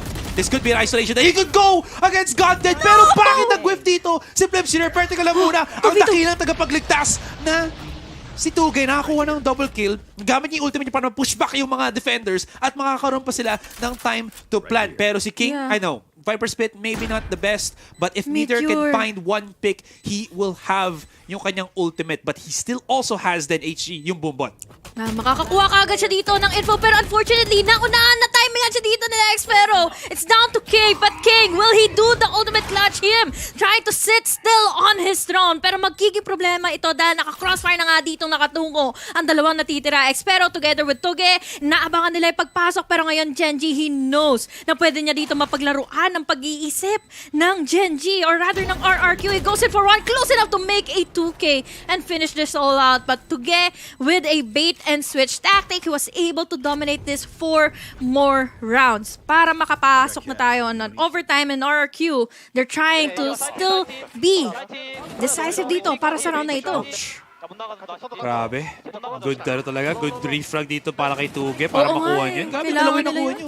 Kailangan talaga nila. Kasi coming into this, wala pa rin may pera pa rin dito ang Gen.G. You know, enjoy sila. Good job, guys. Good job. Anyways, 8-12. There still is... Actually, ang laki ng ultimates ngayon ng Gen.G, Kung titignan mo, napakaganda ng pang-retake nila. So, that only means para sa RRQ, kailangan nila makahanap ng earlier pick-offs. I think nakita ata ni Goddead yun. Dami ng kalaban na naman ni Goddead. Pero syempre, may kasama na siyang King sa tabi niya. Humaharik yung King. The fragment is right there to delay. Goddead will get isolated. Nice pick-off. Pero si King nandito pa rin. They need to flash him out. Pero bakit hinihintay ni Toge? Toge naman! Nandiyan si Flipsider. Meron siyang flashpoint, pare. 3 versus 3. My God, Meteor naman dito coming all the way from the defender spawn. He still has a showstopper. Walang naging impact daw. 2 or 3 na lang din naman na ang natitira mula sa kabila. The retake, mangyayari na nga ba ito para sa side na nga ng Gen.G? Lemimore still has a neutral theft, pero mukhang hindi niya muna magagamit ito. The concuss will be trying to get an entry happen for that retake, pero si Lemimore naman dito makakuha na kaagad ng answer against the side of Gen.G. Meteor for another. It's all up to 2. Expero dito. Nakaramdam, but still, Flipsider naman na makakapa-react on time. So, 9-12. Ngayon, nagkakabilangan tayo para sa kanilang overtime. Nakakabilangan tayo. Nakakabawi na rin ang RRQ. They still weren't able to break fully yung economy dito ng Gen.G. Pero, that's still gonna force Gen.G to go for the half by HG. RRQ on the other hand, huge runs talaga from Expero. Kung wala siya dito, tingin ko hirap na talaga ang RRQ. Ibang klase ang kanyang binigay na performance. Sinabi na rin ito kanina ng panel natin and nung panel nung sa International Asia Pacific na broadcast na Expero, he was one of the biggest clutch players across the board. So, him being here para sa RRQ, napakalaking momentum talaga shifter. Yeah. Mumula pa siya ng boom, di ba? At EJ, oh my! Papasok na kagad! Meteor! Pero with just Meteor's Molly with the pain shield together with King's Molly as well! It takes down 3 players! Lemimore pa! Susunod na nga sa kanila mga bangkay! Pero ngayon, makikipaganapan pa siya! It's all up to EJ! And EJ, what can you even do now? He has a boom bot, pero he is already detected. Umuulan na dito ng mga mollies. Lahat na talaga binabato sa kanya. Pero what can he do? He is, or rather, Gen.G is already all over the place, but that takes down 1. Pain shields dito para makapag-open up the space, but the time is already taking 50 seconds na lang na natitira. Nasa kanya naman yung spike. You might think na problematic yung timing para kay EJ, but that is actually plenty of time para makapag-rotate siya. And again, EJ is one of those players talaga that is high IQ in terms of the positioning. Ang naging problema niya lang dito is yung fact na kailangan niya mag-entry frag talaga, and that's why we can't really see yung execution dito ni EJ. Kung sasabihin ko kung sino yung compare ko dito kay EJ kung nasa PH scene tayo, siguro yung first couple of series na Oasis na Gen.G. Kasi I would say, matalino ito si EJ. Ang problema sa kanya nga, nawawala siya minsan sa pag-entry frag niya. Pero this is the time for him to shine definitely. Kasi his opponents, at least a couple of seconds ago, hindi pa nakakapag-pick up ng weapon, but this is where it goes bad. They have all the rifles from the fallen players ng RRQ. Oh no, lahat sila dito manggagaling na nga sa defender spot. Pero nagparinig pa siya! Nagparinig si EJ. Alam na tuloy ko saan siya i-anticipate of the free fire connected onto him. Magpapaalam tayo sa first map dito na lumagpas sa mga kamay ng RRQ. It started off really strong for Gen.G dahil umabot tayo to an 8-4, but then again, tinapos na talaga ito ng Gen.G. The fat finger ni EJ yun. I don't think nag-pre-fire siya agad eh. Kasi hindi mo siya, wala pa siya sa position. Titignan ko yung replay eh. Titignan ko yung replay. Grabe. Narinig nila na nandun na siya sa... Ang bilis nito reaction ng Gen.G, Siyempre, alam nila na nandun siya eh. The frustration I would feel para kay, dito, para kay RQ, kay EJ. Okay sana yung ginagawa niya eh. He has the position. He can get the pick. Makapagbalik pa siya. Pero unfortunately, grabe ang ginawa ng Gen.G. Actually, gusto ko makita sa replay dito kung paano nakakuha ng double kill si Meteor.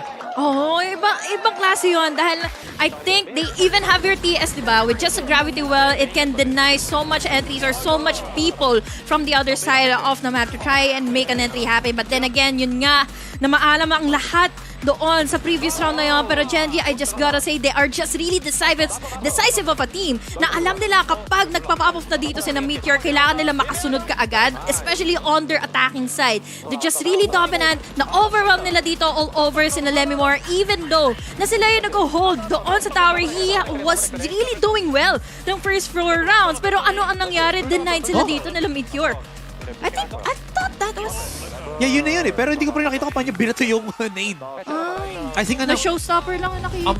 possible na nangyari dito is yung player sa tower na-combine niya yung utility niya with Meteor para makakuha ng double kill. Dahil sa, di ba yung naging problema ng EJ dito, palagi siya nasa-separate sa teammates niya dahil kailangan niya mag-double satchel. So yun yung disconnect na kinapitalize ng Gen.G. Anyway, syempre ang panel na ang mag-i-in-depth dito, HG. So Mika, Fabs, Wolf at Nomad, you know what to do. Maraming salamat, Azurai and Honey Glaze. At ayun nga, masakit! Pero sige na, may 1 point yung Gen.G. Mapik naman yung nila. Gen.G. Mapik naman Yun na nga eh. Yun nga. Mapagbigay. This was the map also that Gen.G took loud to overtime with, diba? So Exactly. sige, okay lang. Sa kanila na yung fracture. Alam mo, isa sa mga glaring sa akin dito kung paano nila naintindihan kung paano kontrahin yung first few setups na nakita natin on the defense side ng RRQ. So yung Gen.G, ang ganda nung pagkakabasa nila dun sa first 4 rounds dahil napaka-dominant nga na. Nakita natin si Elmi Moore. Round 2 pa lang, meron na siya agad na neural theft. Meaning to say, nakapag-farm sila enough orbs and of course, enough kills. Ang daming kills na nakuha doon ni Elmi Moore. Tapos, naging sentro talaga siya nung pag-anchor doon sa may B-side. Yung Gen.G, bigla na lang, out of nowhere, hinanap nila, na-counter nila utilizing the KO to really counter Elmi Moore. Eventually, si Elmi Moore pa yung bilang bottom frag. Imagine, from being top frag to being bottom frag, nalaman talaga ng Gen.G kung paano shutdown si Cypher. And all started with their rotation doon sa A-side. Tapos doon sa may B-side, paggamit nila ng 0 point doon sa tower. Yeah, God dead. Really, one of the best pickups talaga ng Gen.G to really round up the composition ng Gen.G. Pero let's also go back to RRQ. We never really expected RRQ to keep it this close sa at least kahit sa first map man lang.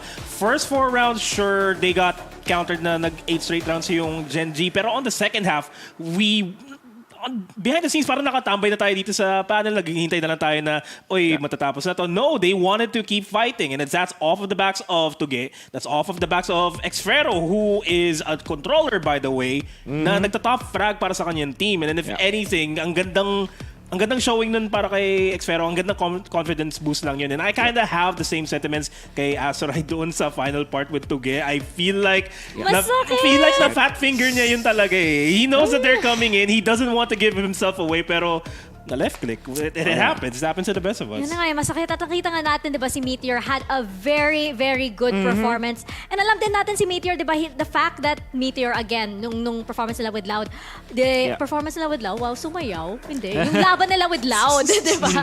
They went to head with Aspas. And he held his own already. That's a statement, di ba? Tapos, siya sa mga TikTok jets eh. 'Di ba? Yung mga angles niya when in their match against Loud ulit, yung angles niya sa Pearl, we knew that this guy was definitely gonna pop off. Yung question kasi, yung katapat niya si EJ. Si EJ naman mukhang medyo hesitant pa rin. Alam naman natin na malakas na duelist si EJ eh. Pero mukhang dito pa, hindi pa siya masyadong confident to do that entry. Nakikita mo yung first entry niya pero hindi niya parang tinutuloy. I think magandang point to na pag-usapan na sinabi mo dun sa performance nila ng Lucky na really standing toe-to-toe si Meteor nakikipag 1v para may duelist diff na gustong ma-improve. I think ito rin yung gusto niya gawin in this specific match. Eventually, siya yung magiging MVP natin, saktong-sakto with a very high ACS. At gusto ko i-take note yung ginawa niya from rounds 10 to 12 na nakakuha siya ng back-to-back 4Ks. And yung mga 4K na yun sobrang crucial pa because he was the one left standing talaga for his team. Eventually giving a big boost in their momentum. Nung nagkaroon ng malaking run yung RRQ nung second half, nakita natin na si EJ nagpa-power off. Tapos parang literal na si Meteor talagang tumigil nun. Bigla hard stop nung round number 18 or round number 17 kung saan nakuha niya yung first pick-off nung biglang nag-contact play yung RRQ. Nakita natin na siya yung naging cornerstone ng momentum nung side ng Gen.G. So nung na-hard stop niya si EJ, doon natin nakita may talagang gusto pa-improve tong si Meteor. Yeah, and just focusing on RRQ right now, yes, EJ hindi siya nakapag-pop off, pero ayaw mo pag-usapan yung performance ng RRQ from lock-in, pero we have to go back to lock-in. Si Tuge, pinasok siya on Lotus on the second map na hindi rin maganda yung performance na pinakita ni Tuge. This is complete 180 sa kung ano pinakita niya no lock-in. And I expect to see more of this going into Lotus, our second map. If Tuge can keep this up, maybe he can uplift the spirits ni EJ para matulungan na, oy pre, Kaya natin to. Iwagay-wagay natin ang bandera ng Pilipinas. Sumobra, diba? Sumobra. Kasi kailangan sumobra na sila sa performance nila. Yun na nga eh. At kailangan din sila sumobra dito sa next map nila, di ba? Yeah. Pero nakita din natin na this RRQ, I would say that this is definitely an improvement for them. This is definitely an improvement. Nakita natin na yung teamwork nandyan na. Parang it's taking form na. Kaso lang, wala pa dyan, especially if you're going up against again Gen.G, na yung experience kasi ng mga players na on Gen.G, granted na hindi din yung teamwork ng Gen.G minsan hindi din as refined, pero yung RRQ kasi parang kailangan pa nila, you can see it there, pero it's not yet at the level that it should be. Yeah, for sure. So hopefully sa Lotus may makita improvements. So bakit ako nag-agree sa'yo dun, Mika? I think sobrang notable nito sa second half kung saan after yung pang-anim na round sa second half, 3 out of 5 rounds nung half na yon na ipanalo na already ng RRQ na sobrang solido na kanilang execute. Then come round number 6 of second half, bigla na lang silang nag-contact plays. Imagine this, for the 3 rounds na ipanalo nila dun sa 5 rounds sa second half, sobrang ganda no execute nila with utilizing their utilities, paggamit nila dun sa utility ng breach to enter. And then all of a sudden, hindi nila ginagamit yun nung 6th round nung second half at dun na nga sila napitas-pitas. Meteor starting with a kill onto EJ, then eventually paisa-isa na silang namamatay dun sa non-utility usage nila relying on the contact play. So ano ibig sabihin nito? What do they have to improve on? I think consistency lang na wag silang mafatig na pag-isip na mag-isip ng ways. Don't resolve bigla dun sa inner natures nila na mag-contact play na lang and utilize all of the rounds na don't underestimate Gen.G in a way na parang magre-rely lang sila dun sa aim nila. Actually, I feel like the more RRQ plays slow, the more success they have kasi nababawasan ng utilities in Gen.G and from what we've been seeing, if Gen.G capitalizes on the utilities na dun sila magsa-start ng contact play, that's when they really pop off. If RRQ can just slow down, stop, breathe, sayangin nila utilities nila, they can force the 1v1 fights, the aim duo fights na mag-excel talaga yung RRQ. Yun eh, kalma bes. Kalma lang bes. Kalma lang. Kaya natin ito.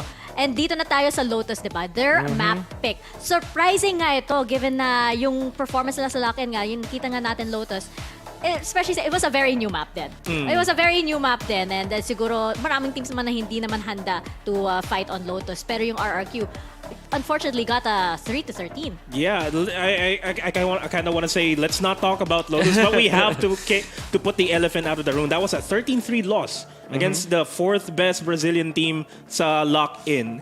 It's unfortunate and it was really a stomp. Wala tayong sugarcoating na pwede malagay doon. Pero just the confidence that they have, napapakita nila na, oy, pick namin yung Lotus. Instead of having Ascent. Having Ascent in the lineup, they could have went with that or they could have went for Haven instead sa second map. But no, they wanted to go for Lotus, which leads me to think na, uy, baka may stats sila na tinatago. And if they're gonna be fielding in Tuge pa rin, maybe complete 180 if he's still gonna be on that Astra. I think ko sobrang agree ako doon kasi parang sobrang kakaiba na yung team na gustong manalo agad bigla pipik nung mapa na sobrang hindi na magaganda yung kanilang performance. Ang haba na rin naman nung hinintay natin afterwards. And maybe they're also thinking na siguro ang confidence level nila dito is alam natin talaga to hindi lang talaga nag-workout noong una, nagka-disastrous lang talaga. Maybe there's something wrong with our day that time. Siguro ang dami nilang pinagdadaanan, but this time it will be totally different. Picking it up against a team na magaling din naman dito sa mapa na to, that speaks volumes to how confident they are with this. So hindi ko naman i-doubt yung RQ dito. We know for sure that Delix kung kumpara natin sa Lock-in performance, pero hindi nila to pipiliin kung wala silang plano for sure. Exactly. Tsaka last time kasi diba, they fielded Eman instead of si Tuge. So nag-switch sila ng roster. I'm wondering kung yun din yung strategy nila going into Lotus this time.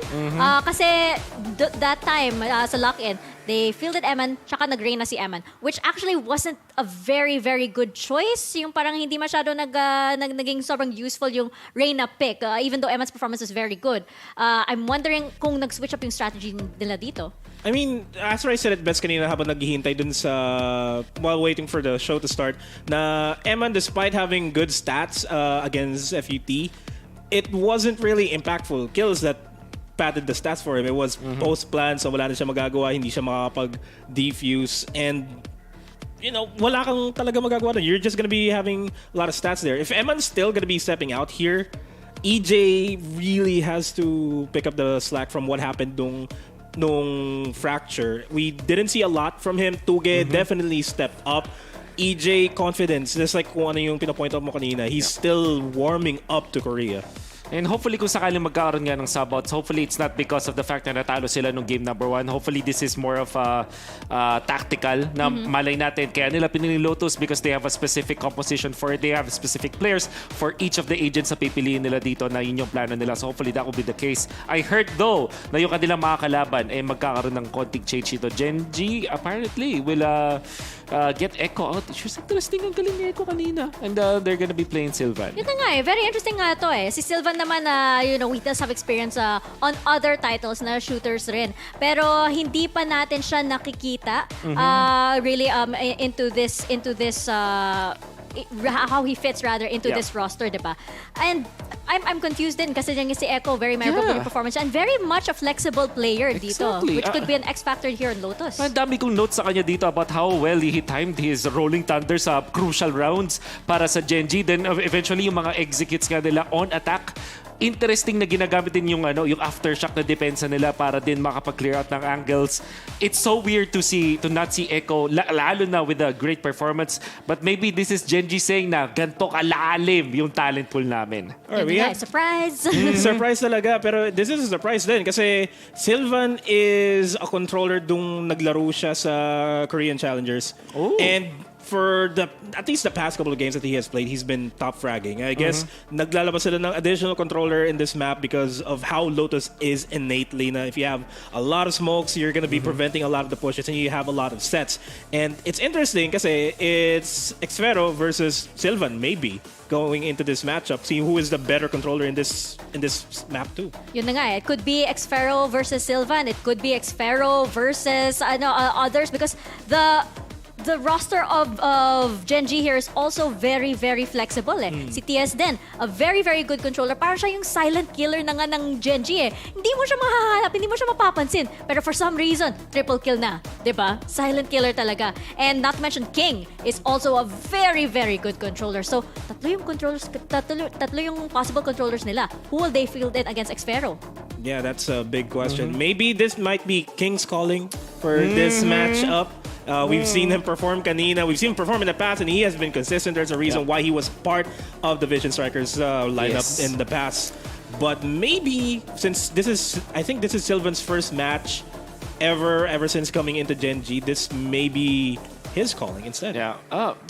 Parang si King kasi parang he's top 2 I think yung map number 1 at least top 2. Tapos ang dami rin yung mga crucial rounds. There was even a time na naka 4K siya in a very good manner. Imagine like mag-isa siya is gonna be fighting up against 4 members of RQ. So interesting kung ganun yung magiging change up. But we do know na etong si Echo ay hindi mo na maglaro. Sylvan is gonna come in. While for RQ, wala tayong balita ng any changes. So it means na we can default to the fact na yun pa rin yung same comp nila.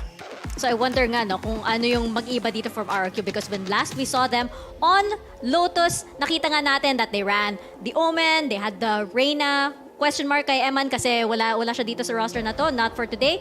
And we had Elmimore on the Cypher, EJ on the Neon, and Flips on the Breach. So ano ba, nakaka-distract talaga na parang hindi tumuloy yung U-Hog. Yung U-Hog. Superstitious talaga shout mga out esports players, guys. Superstitious. Superstitious, exactly. Wow, very good ka dyan, Nomad. Very good ka dyan. Pero ayun nga, thank you. ano kaya ang ilalabas dito ng RRQ given that this is the first time that we're gonna see this roster, with Tuge instead of Eman dito sa Lotus? Ilalabas nila ang kanilang galing. Pwede. Yun. Ang galing nila. Ang Pinoy pride. Ang Pinoy pride. Ilalabas din nila. Parang yun nga yung nangyayari Yung parang naging strategy. Yung parang you have the 3 Indonesian players na parang nandyan for the utility, nandyan for the support, tapos go! Go, EJ, go kill! Go, EJ. EJ, I choose you. Speaking of, Jet pa rin ata ang mas ipaprayo mo dito sa mapa na to. But there's always that conversation na gagamitin mo ba si Neon, for example, o kaya naman si Yoru.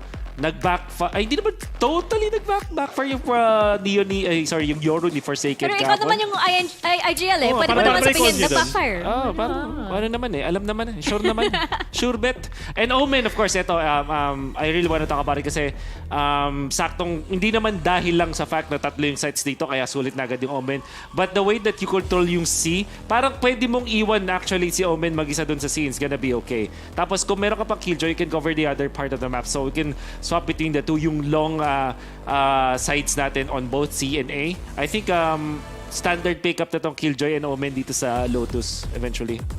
I would 100% agree. And considering the fact na yung RRQ, they're gonna be having Flipsider on that breach as well, can stop a lot of pushes. A can be assisted with Sky between A and B. You can leave Omen alone, tapos si Killjoy, sa si Jet, just work around the map, adjust kung saan man pupunta yung Gen.G.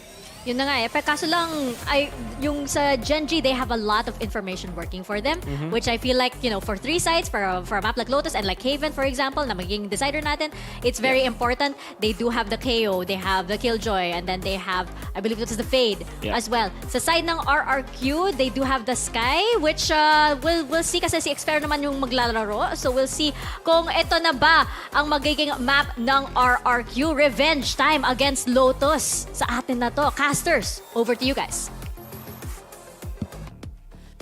Revenge time na nga.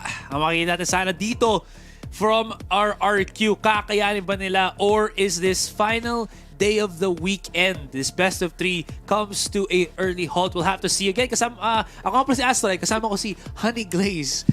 Kasama ko si Astroid at ako si Honey Glaze. Parang gano'n yung nangyari tuloy. Switching na, no? Pero yun na nga, guys. Magkakatalo na nga ba tayo kung matatalo na nga ba ng Gen.G ang RRQ? Dahil RRQ, they have been really shaky after nila makuha yung first 4 rounds sila laban sa Gen.G. And Gen.G, they are just really explosive. One hell of a team. Lalo na ngayon, titingnan pa natin kung ano pa yung may ibibigay in forward ni Sylvan as he makes an entry dito sa kanyang team for Lotus. Ang naging strong suit ng Gen.G kanina, Gen.G kanina actually, is their ability to adjust. But on the flip side naman, para sa RRQ, is their ability to get that ball rolling. So napaka-important talaga for RRQ dito to get that pistol in their hands. Kasi, natatagalan sila na mag-adjust once Gen.G also find their groove. Parang naagaw sa kanila yung momentum eh.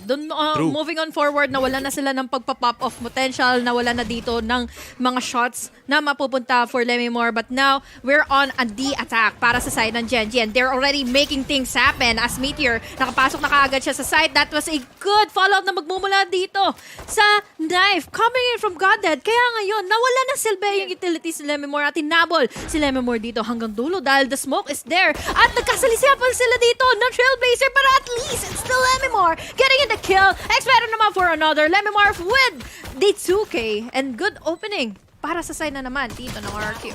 Great flash pero kulang. Paranoia lang yan. Hindi yan tunay na flash talaga HG. Kahit may makapag-pop shot pa dito si TS, medyo out of proportion sila. Na-overcommit dito ang Gen.G sa pag-push out nun sa upper C. Layo, no? Kaya wala, napali siya ng RRQ. Easy peasy.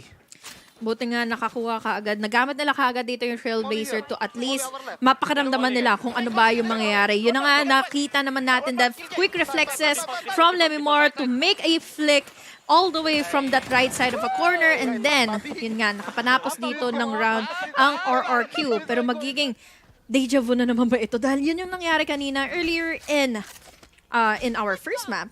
But this time, it's still Gen.G on the attack. Malay mo, mag-iba na naman dito yung magiging pakikitungo nila dito inside or getting inside of the sites. Meteor was able, I believe, to tag one. Pero Xfero, having that regrowth should have the heal para kay EJ. Forcing the rest back muna for the moment. Great stunts all together. Flipsider, kuha-kuha agad yung kill. Very easy para sa kanya. They're picking off Gen.G one by one. Nakita mo kanina na Gen.G wanting to go for C, but they haven't really fully committed into this. The split is real and they're still looking for the picks rather than looking for Cytics, at least for now. Abang pa sila dito ng info eh, but then naunahan na rin kaagad sila dito ng RRQ. Yeah, they are just really trying to make sure na may makuha sila ditong nag-over-aggress for the side of RRQ. But RRQ, you're just really taking their time para sila ang pasukin dito ng Gen.G. And now, nabawasan na kaagad sila. There's a double pick coming in for Toge. At buti na lang kaagad na-deny nila dito. Yung HP coming in from Meteor. And there goes down another round from the hands. Slipped by mula sa Gen.G. Well, bit of a, I would say expensive round. Usually, pag bumibili ka ng Marshall saka couple of pistols, I already count that as an expensive round. Kasi coming into your buy round, wala kang ka-shield. But like I mentioned before, si Boaster sinabi niya rin na sometimes it doesn't really matter na half shield ka lang, 125 HP compared to 150. Kasi a lot of the weapons na din naman all do one hit headshot damage and usually a body shot to after that. It's not as threatening, I think, as before. Mas nasasanay ng mga players na parang they play a whole lot more about yung aggressive and trade plays. Kamali ng OTD si Tuge kaya sabi mo nahuli siya. And nobody's holding the A site other than the Omen. So this is gonna be a free take para sa Gen.G. Yun na nga eh. Postman pa naman talaga dito, nakakapampannindigan ang side ng Gen.G, and Meteor was able to push his boundaries all the way from Sands, and he was able to take EJ as well. Kaya ngayon, dalawa na lang kaagad na natitira for RRQ. Pero ano pa ba yung magagawa nila dahil si Meteor nag-aabang at naghahanap na para sa kanila, going in for the A possible hit. Pero nag-whiff siya dito laban kina Flipsider, and now it's all up to Flipsider. He still has the utilities, pero ngayon free fire lang sa kalamang sagot dito ng Gen.G. Nakikipagsagutan rin naman siya, pero he's down to 2 HP. They're not guessing correctly. Now they do. That took about a good 10 seconds then. But kala ko makakuha na tayo ng ace from Meteor. Okay na sana eh. Pero kaya sama nag-whiff siya. But you know what? Ganda ng entry na nakuha niya. We'll probably see it on the replay real quick dito. Yung pagka-exit out ni Tuge. But dahil sa tag siya ng Haunt, wala siya magagawa. You know what's looking good? That third kill from Meteor. Napaka-smooth nun. Unfortunately, he wasn't able to get the ace. Pero, I mean, that's not what it matters. What matters is that they got the site very easily. Alam niya kasi na dalawa lang talaga yung options dito para sa retake na mangyayari na nga magaganap for RRQ. Walang nakabantay here inside of A. Pero ngayon makikipagdilihensya na nga dito sina EJ. Makakakuha siya ng isa. Makikipagsagutan with the duel. Sinabangan siya ni Meteor dito mula sa kaliwa niya. Pero GGR dito makakapurka pa rin naman ng dalawa. And now it's all up to 2 players ng RRQ. This is their buy-down. Pero walang nangyayari. There's no effect. But it's still a good amount of transition din naman. Dahil dalawa lang din na natitira dito for Gen.G. The timing on King could actually be perfect para kay Flips, pero napatingin muna siya sa ano. Wala. Napatingin siya agad sa alarm bot rather than the other thing eh. And, whoa! Oh my God! King! Bakit gano'n naman pare? Nahuli niya in transition. Anyways, no need for Gen.G to go aggressive kasi the turret is there for the contact. All they have to do right now, HG, is to play this safe, is to play this calmly. Even though this is numbers discrepancy from Flipsider. Low HP na yung mga players nila per timing on King. Ganda ng timing niya. Alam na alam. Covered all other angles eh. Meron ka, sabi mo nga may turret na sila kasama dito to pinpoint players from RRQ na pwede na nga dito makakagawa ng retake. Pero close enough para sa RRQ na makapanalo doon ng mga duels. But it's just a really good of a standing mula kina Meteor, mula kina Sylvan para magpatuloy sila dito sa loob ng site. And I really don't think na makakatulong dito yung pag-iiwan nila ng site for Gen.G to take dahil pagdating sa postmans, doon talaga sila nagkakatalo-talo eh. Pagdating doon sa mga crossfires ng Gen.G, hindi sila nakakasagot. Great flash altogether. Caught Elmimore off guard. You know what? Yung updraft na Meteor, usually you can actually pick off yung Jet. But with that flash, there's no possibility of a quick frag. Kasi hindi expected ni Elmimore yun eh. Tingnan mo naman si Meteor. Umaarangkada na talaga. Wala na siyang katakot-takot sa sitwasyon na ito. HG. There is a picked up weapon para kay Xfero. He does have the Seekers, pero it feels like it's too big of a commitment of an ultimate, especially when ang ganda ng map control. The isolation is beautiful though. The blades are there for EJ. He has the weapon now. Now they use two Seekers. Now they start to figure out where the players of Gen.G are. Versus Sylvan, you get yourself the substitution. He picks out one. DS follows up with the other one. And look at the damage on EJ. He's 11 HP na lang dito. Walang katakas-takas. He has to force the fight. Alam niya na wala siyang chance, wala siyang chance na ma-defuse yung spike. So might as well go for the fight, make it expensive for Gen.G. But, syempre, alam na mga Koreano kung anong gagawin. Yun nga eh. Alam nila kung ano ang gagawin pagdating ng latter stages or latter parts of that round. Sobrang hirap nito para makapag-react on time ang players from Gen.G. Dahil alam mo, yung nagiging palitan eh. There is the layering system coming from Gen.G. And with Sylvan and Goddead, alam nila kung paano nila tutulungan dito si Meteor for having that entry, for having that space na nakikreate na dito for Gen.G. And Gen.G, they're just really doing it. Dalawa lang yung ginawa dito ng RRQ. Magpapatuloy na naman ba ang Gen.G dito with their win streak?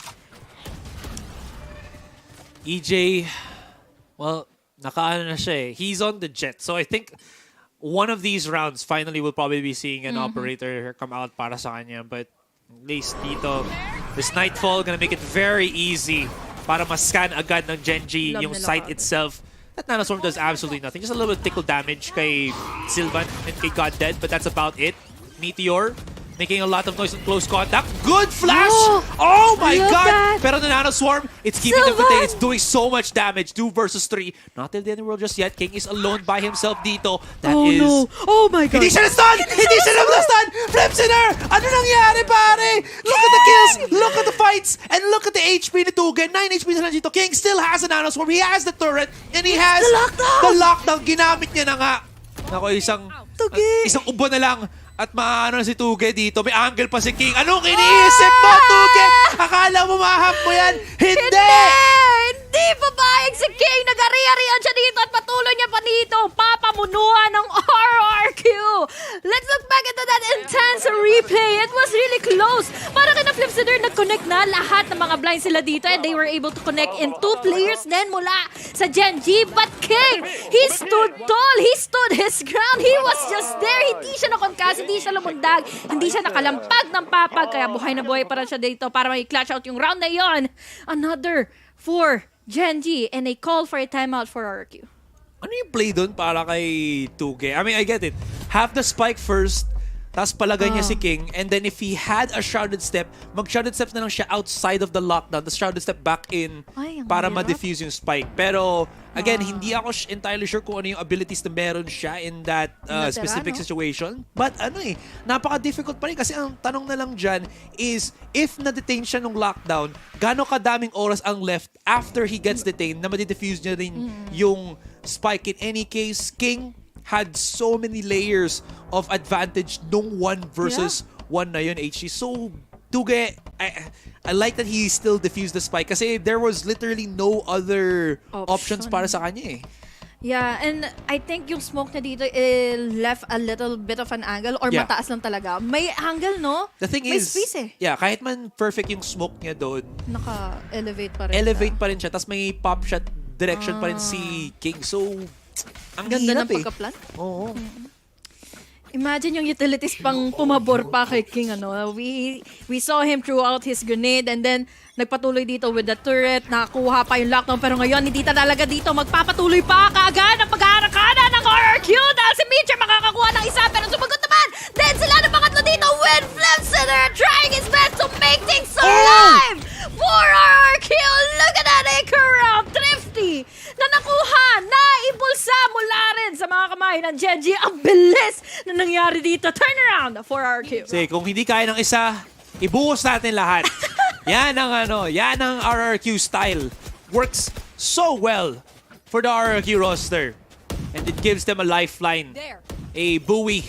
A floaty na ibabato sa'yo pag naano ka na sa tubig. Hindi ko lang kung ano nung Well, entry lang sila eh. Very good cloudburst separation from EJ. Yun yung isang malaking bagay din doon. Dahil sa nagawa ni EJ yun, hindi nakita na maayos ng Gen.G kung saan titingin. Pero what a flash! Pero grabe na naman. Kung maganda cloudburst ni EJ, maganda na cloudburst ni paring Meteor. Meteor handang-handa makipag-arangkada pero hold the phone.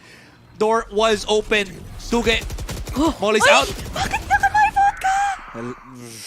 Misclick siguro na fat finger niya. Pero saan nanggaling si God din? Nakakuha pa siya ng couple of kills. Very advanced position taking ito for King. And that would mean na easy take na ito para sa 2 players nila. Look at the tags. King doesn't even give chance for his teammate to plant the spike kasi tinapos niya na yung round na yun. Pero lots of mistakes then on the side ng RRQ. Yeah. Oh. Gusto ko naiintindihan ko, na-acknowledge ko dito yung gusto nilang maging play all the way from Mount, but then ano yung naging risk nun? Ano yung mga naging factors kung bakit sila naunahan kaagad ng Gen.G? They were stuck up, trying to push in to see at nakuha nila ito isa-isa. And God then, yun pala yung hinahanap natin na kill mula sa kanya. He was able to deny that possible flank mula doon sa mid. So now, 2 rounds ang naging lead dito ng Gen.G. They even have here the Rolling Thunder. So pwede nila dito maabuso na naman yung A-site at gagawin na nga ba nila ito muli. Alam mo, si King, gusto ko ipakilala sa kanya si Katin eh. Si? Si Katin ko. Ay, nako! Eh, alam, may nakatago isa sa smoke. Si EJ yan, but with the pistols, medyo kukupas na onte. Timing, pero si Flip Shooter walang mayaambag sa round na ito. 3-6 para sa Gen.G. I think there's a lot of moments talaga they are being taken advantage of RRQ dito na napapa-knife out, and then there are some moments na para silang natataranta na kapag nakikita nila dito si Meteor. Makikita natin that they are trying to pick out, they're trying to find every bit of a player na magpupush from the side to get those free takes na madenay nila dito sa RRQ. And RRQ, from that save round na natutuwa nila as a Thrifty laban sa Gen.G, hindi na ito nag-amplify muli for another round. So now, Gen.G, iniiba nila yung tempo ngayon, iniiba na nila yung pacing. They're just waiting in for those pushes at mukhang malalaman na kaagad ng RRQ kung anong pwedeng gawin na dito kaagad ng Gen.G. Nilabas na ni Meteor ang operator pa niya. Pero I'm pretty sure that they did see that he was already priming the dash. So this time, Meteor will have to actually aggress na mas slower pace. Flash just to get a little bit of information. No proper blinds talaga altogether. I like how they're actually leaving Meteor sa rubble para pag may nag-push out, magkakaroon sila ng pinch. Pero look at this adjustment para sa Gen.G. Seekers will be used by Xfero just for that bit of information. Saglit lang talaga. Saglit lang talaga. Konti lang talaga makukuha nila ngayon, but that lockdown covers up a lot of space here going into B. Pero yung hunt, makukuha kaagad kung saan na sila dito patungo. And we have EJ together with Tugay going for 2K. There is an answer coming in from TS, but Sylvan finishing it off again with a triple! So close. 7-3. Whatever happens, Hindi kayo kakatakutan na ang ganda sana ng lockdown. Kaya nga Pero, I mean, okay, let's look at the replay once again. Huge hold din dito para kay Goddead dun sa position niya. Yeah. Tapos, nag-line up pa sila para kay Sylvan. Naramdaman. I mean, the lockdown was there to get the map control back.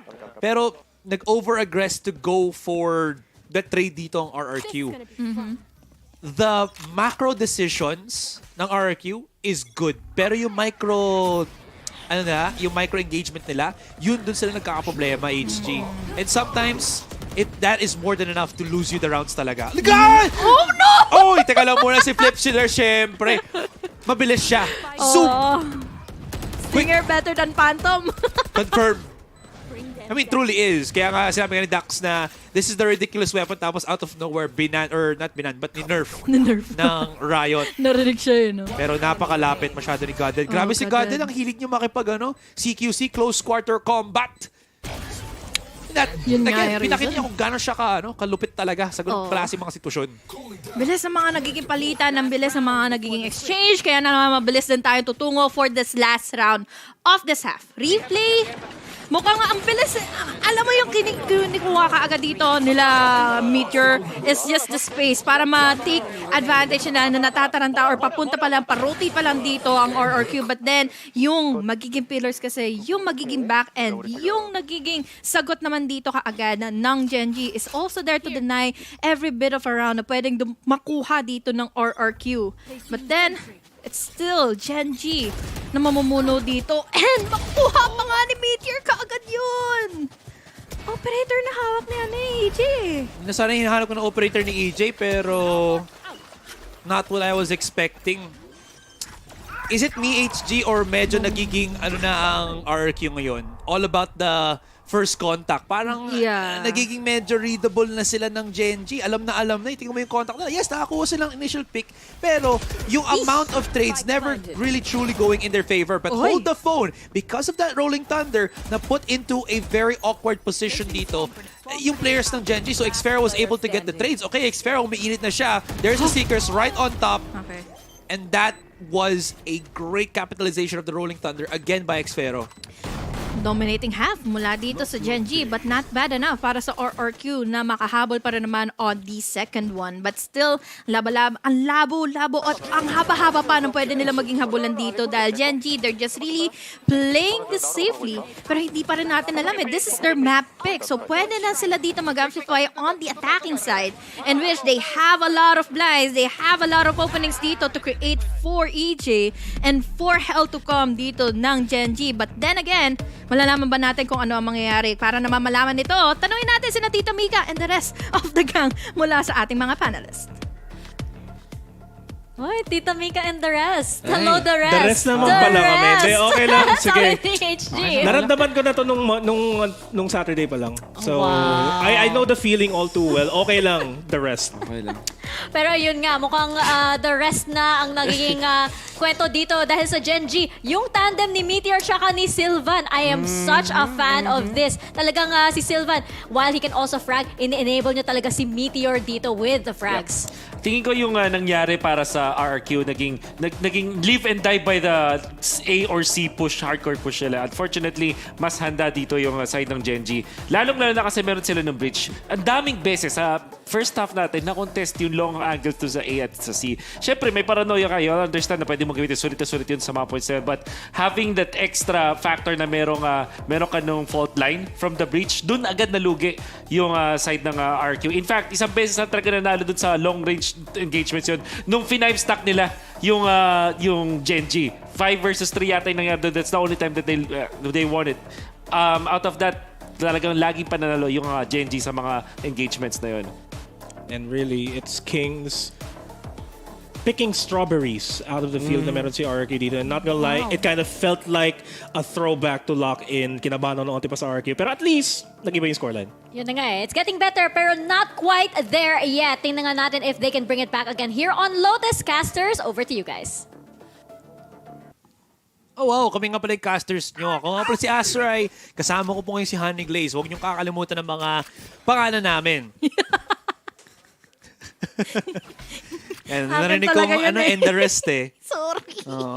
Naramdaman ko na I tried na lalahanin pero baka mapulol ako But yeah, then mukhang magkakaroon na nga ba ng starter dito for Gen.G na makabawi or rather, matapos na nga itong mapa na ito mula sa mga kamay ng RRQ dahil RRQ dito tumatry na pumasok ka agad. Dumidilensya lang dito ng orb. Pero ngayon, makakaabot pa sila dahil nahanap sila ngayon nila Meteor. The Prowlers are really taking info. But then EJ was able to dominate it against Meteor. Sylvan naman for an answer.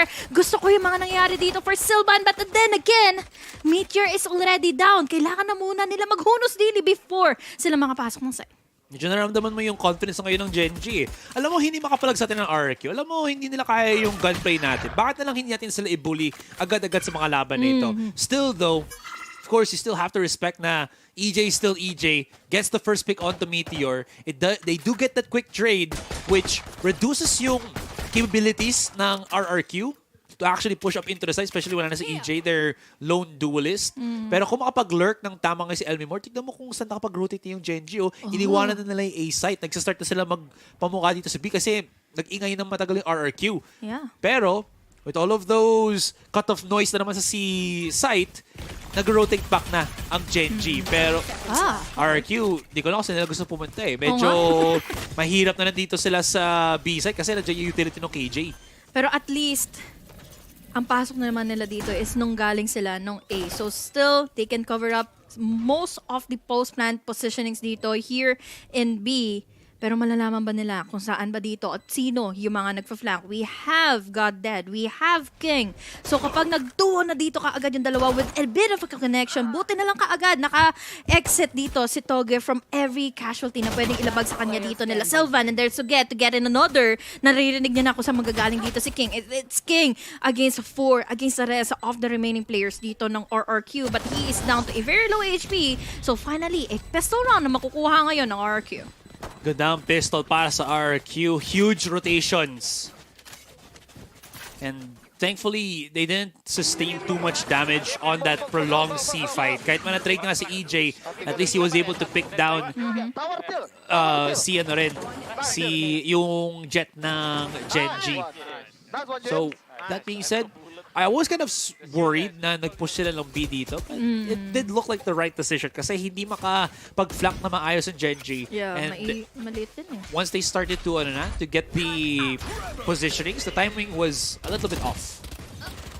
Ooh, TS dito nakakuha ng pick-off laban kina EJ. So still a good push before pa dito makaabot sa site ang RRQ. And RRQ, after that picks, mukhang nagkaroon na kaagad sila dito ng hesitation. Semi Mordo is still waiting in for those flanks pero mukhang hindi naman ito ibibigay kaagad ng Gen.G. This is just their save round. So malay natin, mabaligtad naman kaagad ito laban sa RRQ. But RRQ still making their time. I think pwede ba dito sila makapasok in B site, no?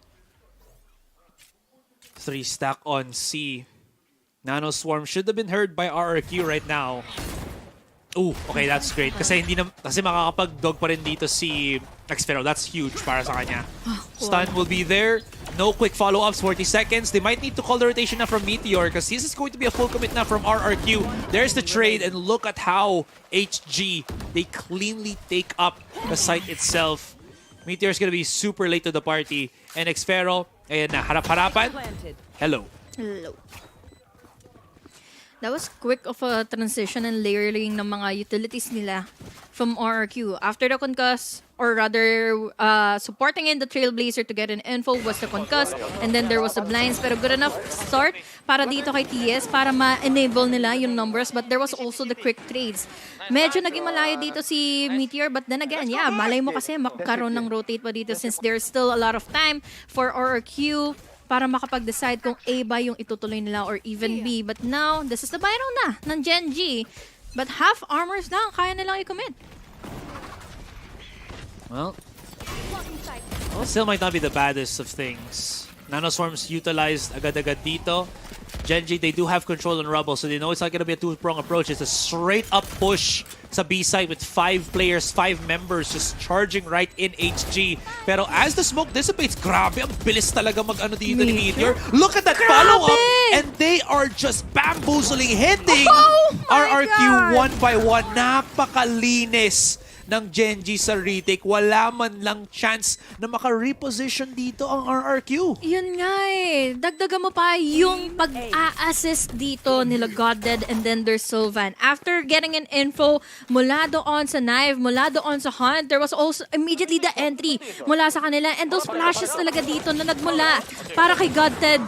Nakuha nila Sylvan yung mga kills na ninanais sila dito against the side of RRQ. And RRQ, they were just all over the place after planning in the spike and na point na makuha dito kaagad ng Gen.G yung mga guns sila. Doon na talaga sila magpa-pop up, but will it be the same for RRQ?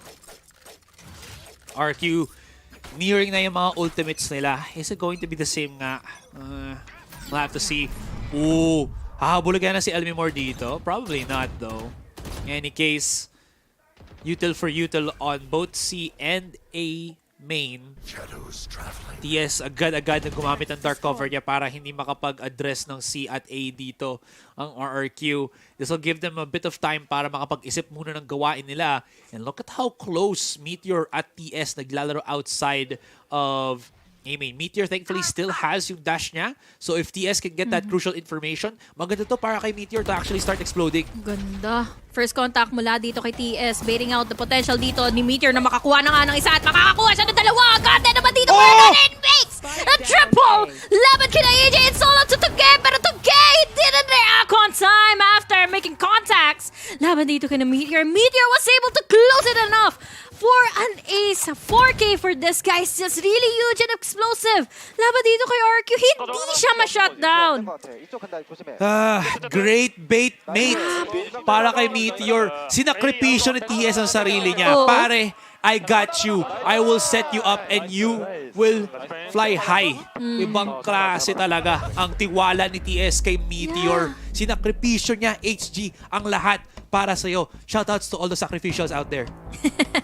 Basta alam mo talaga na mapagkakatiwalaan mo. He is just a really reliable player to take every bit of contact na malaman niya dito laban sa RRQ. At ibang klaseng pros and cons yun ha. Malay natin hindi mag-push dito yung RRQ. And malay natin mag-B pala sila. And then, masayang yung positioning ngayon. But then, all of those conclusions, napaboran pa rin naman dito sa Gen.G dahil parang nahulog sa patibong talaga ang RRQ dito. Laban na nga kina TS and then there's Meteor. God dead pa nga, di ba? Nakasuporta pa all the way from the back. That's true. And what was kind of another dyan for RRQ is they didn't really have the utility to flush out si Meteor at some point, di ba? Kasi, binuhos nila lahat talaga kay TS eh. So with that, honestly, akala ko mas closer match. Technically, it was 6-8 kanina siya. Almost, yeah. Tapos biglang 2 rounds lang ng Gen.G. It felt like the lead is back on track for the Koreans. Hindi na makaulit ang Meteor, RRQ. naka-off na rin, no? Kaya nga, ito na naman tayo. Pero, at least, rather, RRQ still going into A kahit na ang laki ng casualties na natamo nila dito on the previous round. Pero still, they're trying to make a lead happen. Pinapasok nila kaagad dito si King, but King has the setup already. He has given away the site, pero let's see kung ano ba yung magiging survivability dito ng RRQ pagdating sa retake na nga dito ng Gen.G. Dahil looking in our minimap, 4 sila magkaklang. Where was that? Ayun. Back of A site. Okay, Elmimore backs up perfectly. Null command is right there. If he can hold this, napakaganda sana. Pero takot siya kay God Dead. The null command was there eh. Pero walang magawa dito. Pero how is RRQ falling down little by little, HG? Natagalan ng onti si Flipster sa titik sa time to kill niya. Kaya mahuhuli siya dito. Paano nangyayari ito, HG? How is RRQ losing yung pag-transition ng from taking the site into the post plan? Diba? Pagdating talaga sa postman, doon tayo nagkakatalo eh. RRQ, pinipilit nila yung contact laban sa Gen.G. But then, Gen.G, they just really know what to do after getting in those contacts. At tingnan mo naman, pati si TS, all the way from B. Punesto, pinilit pa rin kaagad ng RRQ makahanap, makadilensya ng mga kills dito laban sa Gen.G. And Gen.G, hindi nila ito binibigay and they're just really composed na nasa kanila pa rin yung lead, nasa kanila yung momentum, and they are close to a match point. May operator pa rin na hawak si Meteor. Nabasag na yung ekonomiya dito ng RRQ. May blaze naman si EJ. We see how potent he can really be with this one. And ito na, RRQ, they're going for the gung-ho style talaga. You can't fault them for this. Pero the problem with this one is it's very risky, HG. Nakita mo kung gaano kaganda ang pag-adjust ng Gen.G sa style na ganito ng RRQ. And tingnan mo naman yan, dinidisrupt nila. Hindi pa makapag-plant ngayon ng RRQ. Such an expensive round. Positioning from Flipster is good though. Teka lang muna, yan ang position. Gilid-gilid. The flash is right there. Hold together ni God Dead. And they're so out of position. But at the same time, out of position din ang Gen.G. Huge use of the Seekers para makakuha ng onting bit of information. Pero sinira agad dito ni God Dead that gives them a bit of free time to start planting that spike. And EJ, very risky. Risky ka, EJ. And syempre, if a fly swatter ka ng Gen.G. Ang hirap dito para sa side ng RRQ, even though that they survive a little bit of a contact mula doon sa B-side. Nakapasok nga sila ng A at nakapag-plant ng spike, pero ang magiging problema, nasa loob na rin naman na ang Gen.G. Meteor goes in for the kill. Flipster though was able to quickly enough deny Sylvan. It's all up to him this time, pero pa ba ang gagawin niya with just a singer na natitira? Magde-defuse pa nga ba dito? Players from the side of Gen.G. Sabi na lang dito ni Meteor, pagkatiwala mo ako tol, para sabi ni God Dead, ako na lang din ang bahala dito, tumabi ka, dahil makukuha pa rin naman natin yung match point na ito. RRQ, sayang yung entry nila, pero nakita ko na parang na-cancel kinancel sila dito din ng Prowlers na given to us by Sylvan. Did Meteor hit the shot flash from Xfero? Makita natin dito. Tingnan natin dito. Sana makita natin yung POV niya. Grabe, finalize water niya. Ayun, yun nga, na-flash ka siya. Diba? Grabe, good timing. Pero ano din to eh, this is RRQ playing into the hands of Gen.G. Ang bagay. Sabi, napagano na ako. Alam mo, pag naggagalita na ako ng sounds, alam mo, mahirap na yung laban eh. Kaya nga eh. 6 more, tapos wala pang pera dito. Or rather, mayroon pa rin naman sila dito. A couple of guns to buy in for this round. Pero kasi ang nakikita natin dito, nahuhulog sila sa bitag talaga ng Gen.G. Meteor gets din. EJ, tapos Semimore naman na makakasagot. Good enough. Dahil controller na wala dito for Gen.G. They can try to rotate back, pero look at the positioning of King. Hello. He's in a 1v1 against Elmimore. Medyo inasim. That is the perfect chance to get.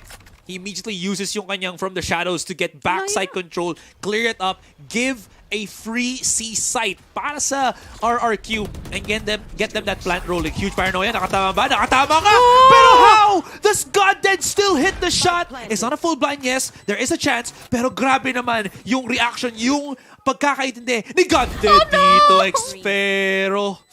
He tried! It's just a series of unfortunate events na nangyayari tuloy-tuloy sa RRQ that is hindering them from getting these rounds against Gen.G. Oh, ito na. Si Flizzider na lang dito ang natitira. There was a concuss. He was able to take down or trying to take down Godded. But in the meantime, hindi talaga dito mangyayari ang lahat ng mga gusto nilang gawin ngayon laban sa side ng Gen.G. And Gen.G, they just realized how to deny those entries na nagmumula kay AJ. Sinasagutan nila dito with just the Prowlers at hindi na muli makakapasok dito ang RRQ. I really like to talk about dito yung B-side.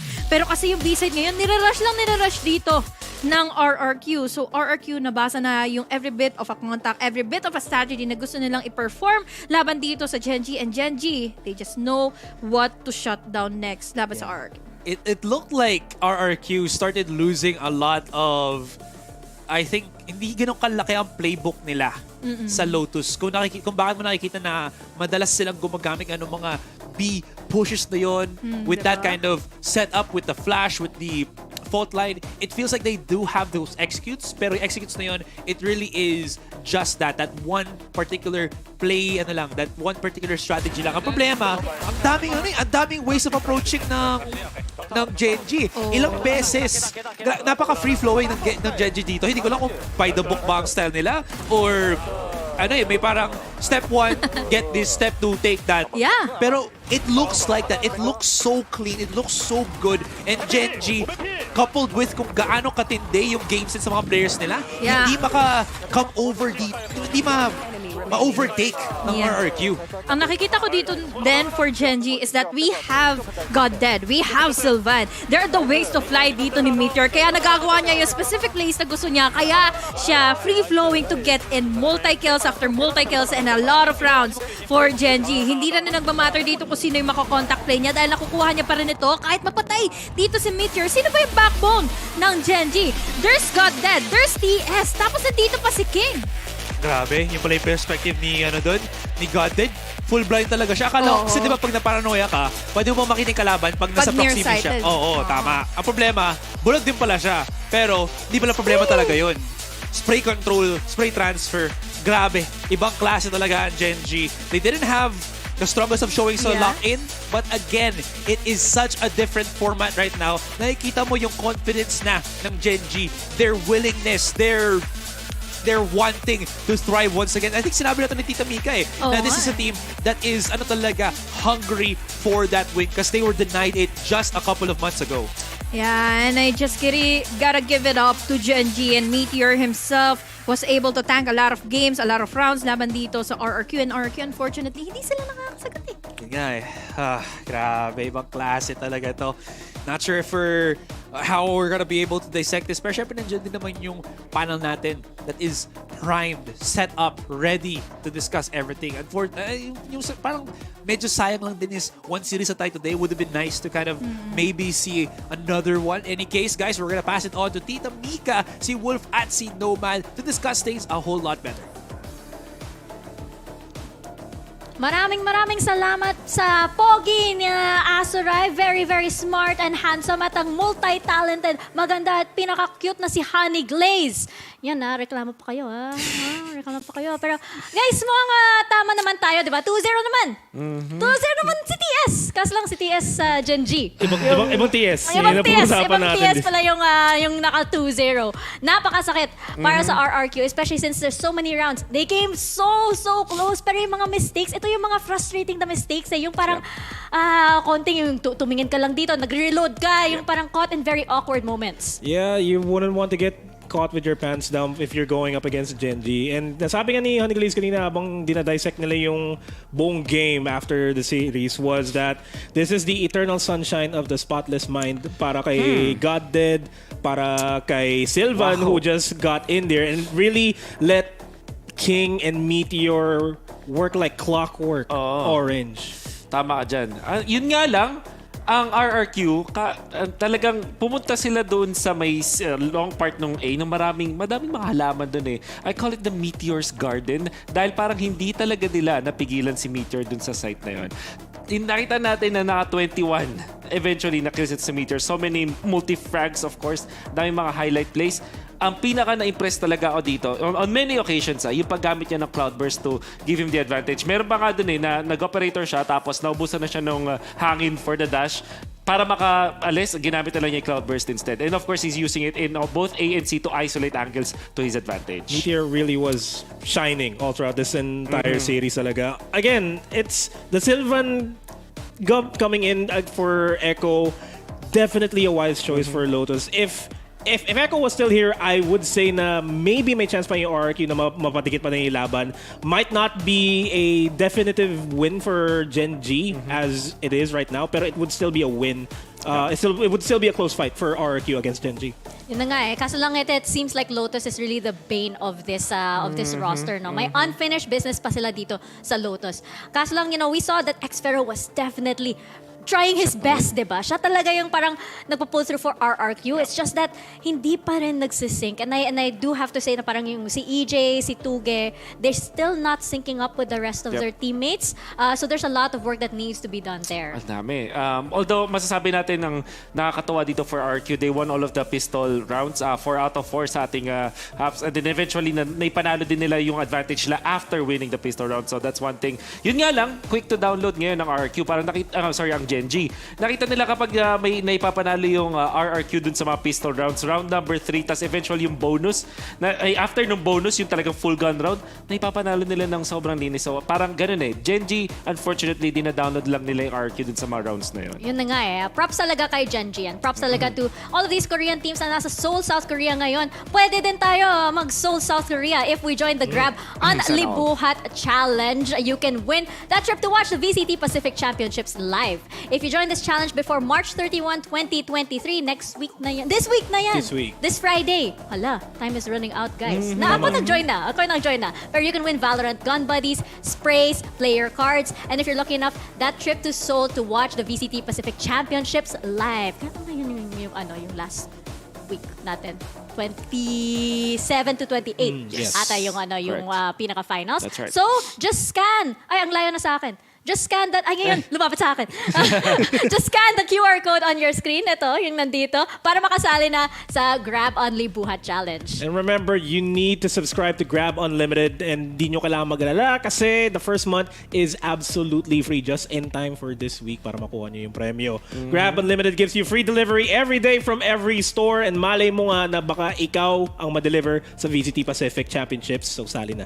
And to all of the viewers out there, kung meron kang pinapanood, be it Facebook, YouTube, or Twitch, available po ang VALORANT Esports and the VCT Pacific League sa lahat ng mga channels na yon. Punta lang kayo sa VALORANT_PH sa Twitch at sa YouTube naman, VALORANT Esports PH. I-share nyo na rin sa mga tropa para madami tayong magpakabayas para sa mga Filipino teams dito sa VPL. And special thanks, of course, to our sponsors, to Logitech, to Red Bull, to Polo by Ralph Lauren, Grab Unlimited, HP, Victus, and to Zowie. Maraming salamat. Without you, this would not be possible. Kaso lang, for RRQ, they need to make the impossible possible dito. They have all of these weeks to work on their roster. And I think kasi like for Gen.G, we mentioned it before, diba? Yung parang ito yung, para sa akin, ito yung medyo bad boy ng Korea. Nakita mo yung DRX, diba? Yung parang siguro sila yung top student, valedictorian, kumbaga, di ba? Yung parang sila yung top student. Ito kasi yung yung Gen.G, feeling ko sila yung alam mo yung sa anime, yung palaging naka-emo na hair, mysterious character. Sila yun eh. Yung umiilaw yung salamin nila. Parang yung ilaw ng salamin ni MVP natin. Picture ni Meteor. Nakaturok siya doon na ganun pa siya yung salamin niya na ganun. Yung sana makita ng camera. Pero yun nga, kita-kita na pa yun. Ayan, yung ganun. Pero yun nga, 235 ACS on that jet. Definitely a big jet diff versus EJ. I'm sorry, pero that's not really how you want to perform here. Man, nakikita natin meron din na duelo talaga sila. Kahit yung mga Blade Storm battles na nakikita natin na nananaig doon si Meteor, mukhang mas may intriga. And to think na ginawa din niya yun nung unang round, which was a fracture. The way that he managed to stop yung momentum agad, talagang pinpoint doon sa tinatalo niya talaga. Pag nakikita niya kung sino nag-iinit dun sa RQ, talagang hinahanapin at hinahanap niya at naka-counter niya eventually. Nung nakita natin naman dito sa Lotus, the way that he utilized yung kanyang Cloudburst for the advantage. Tapos, ang nakakatawa lang dito for Gen.G, hindi naman din mag-isa lang siya. I think yung paranoia sobrang crucial dun sa mga rounds na naipanalo nila and the help that he gets. Which is why Sylvan and Goddead, they were the best lineup talaga for Meteor to shine this entire Lotus map. And if this is a landmark kung ano man yung mangyayari the next coming weeks for Gen.G, kailangan matakot ng ibang teams talaga going up against them. Yun na nga. Speaking of the upcoming weeks, meron pa tayong schedule, so let's take a look at it. And you're right, no? Napaka-exciting din na makita itong Gen.G kasi like, as you mentioned, itong si Goddead tsaka si Sylvan, they really do enable Meteor. At bakit? Bakit, Nomad? Bakit ganun yung mukha mo? Zeta RRQ. Dun, dun, dun! The first match of next week. Oh my lord. True test ito, no? Para sa RRQ and sa Zeta. Kasi di ba yung parang kinakriticize din namin yung Zeta na parang hindi pa sila nag-innovate. Yung RRQ parang hindi pa sila parang nag-perform ng very definitive na playstyle. So, lalabas ba yan sa match na yun? Similar storylines for both of these teams. Almost all the same. A lot of expectations talaga, especially after the week 1 performance na nakita natin from Zeta and RRQ. Next week, next Saturday, hopefully they figure things out. There are 5 days. Tama, I did the math. There are 5 days left before they start playing. Hopefully, maka-isip sila na para mag-step up sa kung ano man performance sila this week. Yeah, and I know that they will. Meron silang the Filipino grit na nandun. Hopefully, ganun din yung grit ng Indonesia. Hindi ko alam kung meron silang ganung culture. But hopefully, that will be the case. Super notable din talaga si formerly known Tebotol. Yep. Nakita natin na kailangan natin siya bring up. I think that he played so well. Tingin ko kailangan niya ng tulong heading into their next match. Yun na nga eh. Ano nakita natin na RRQ, definitely much, much better than what we saw from earlier this year sa VCT Lock-In. So nandyan yung potential. Work in progress pa lang siya. And syempre dahil mahaba ang ating VCT Pacific League, there are gonna be many, many, many weeks to come. Pero for now, yun lang yung chance nila against Gen.G dahil single round robin ito. Zeta Division up next. Very interesting yung match na yan, just like all of our other matches. And syempre, we will see you next time. Sasabihin ko sana next week. Kasi ng same week, technically. Next VPL week. Pwede ba yun? This week? Next weekend. Next weekend. Yun na lang. Pinahirapan ko pa yung sarili ko eh. That's the easiest way. Yes, this has been Wolf and Nomad and your Tita Mika Fabs. And we will see you this weekend for more VCT Pacific action dito lang sa PH Broadcast.